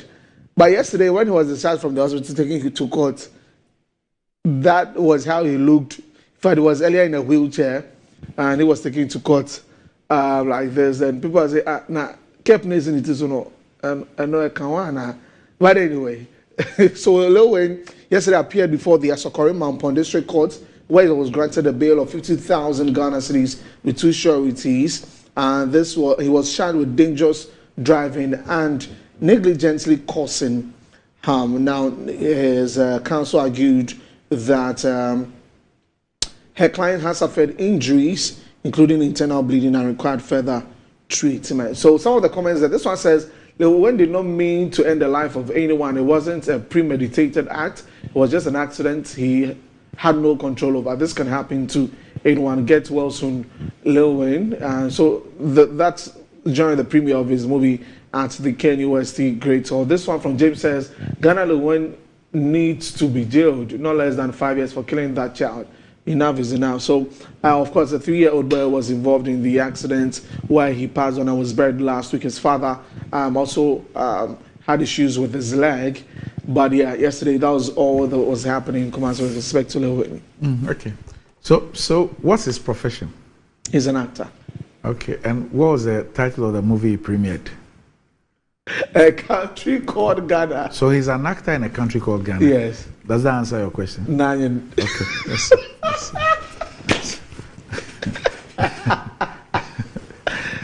Hey, right away, Charlie.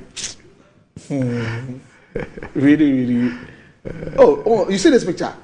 The picture that came, yes. But it's still on his head. Was he going to the theater? I don't know. I mean, Mr. said, was he in the theater and or they dragged him out? They forgot. Maybe they forgot when he was getting out of the hospital. They forgot to take it off. Someone says it will prevent germs in the pot. Ghana for you. So anyway, that's the incident with Lil Wayne. Let's wrap up with the TGMS doc. Last Friday we were talking about it. It happened on Saturday. So you had your party here. Oh, it didn't come on. I thought you guys were going to do a TGMA party or something. Oh no, there was a pre-party earlier. Here? No, not here. Okay. Yeah. Right. So on that Sunday, there was also that Saturday there was the Dortmund Real Madrid game also going on in Tema. With our team there. So I was at the Grand Arena. Everything went on well, and at the end of the day, Stoneboy Livingston Eche Satekla was crowned the artist of the year on the night, and a lot of people thought he was deserving of it. But it was, of course, a lot of it was between himself and Kim Promise. And then Kim Promise won some awards, and of course, Honorable Japan said the Minister of Tourism. Yeah, Minister of Tourism are crazy, man. So that's Kim Promise there with the look.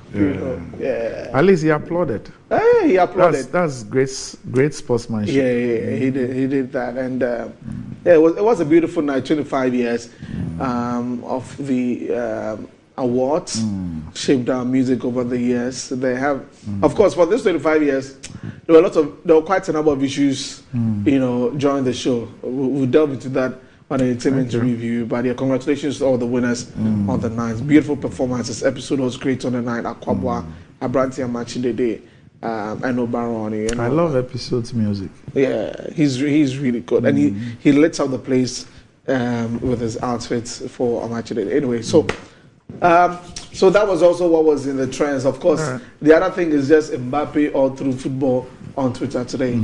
It's gone to Real Madrid. All right. Okay. I'm sure the sports guys will have a lot to say about that one. Yeah, definitely. Definitely. Okay. Yeah. All right. So. Okay. Of course. Oh, today is Abigail Sanasosu's birthday. Sports. Yes. Okay. Abigail of our sports desk. Today is her birthday. She's looking all white and getting Momo. Okay. People are sending her Momo. So. It's also the birthday of a friend of mine, Linda Kutani. I haven't seen her in like 20 years. Linda Kutani. Yes, today's her birthday. Oh, nice. Yes. Linda Kutani. Yes. Now, I mean, for June, dear, June 16th and June 29th, they are my days. So it's going to be Your a beautiful... birthday is June 16th. Yes. And you get married on June 29th. Yes. Beautiful. Okay. Look, I was at the arena and I heard somebody, hey, incoming groom. Oh. That's you. Yeah, big shouts to... the director of programs at the British Council. I met him 3 times and he just kept saying, hey, can you grow? Okay, yeah. So, we are all invited. Yeah. Mr. Kriku Dansu. Incoming Mr. Kriku Dansu. Maria's here, Maria's here. Don't worry. Anyway, up next, Metro Sports.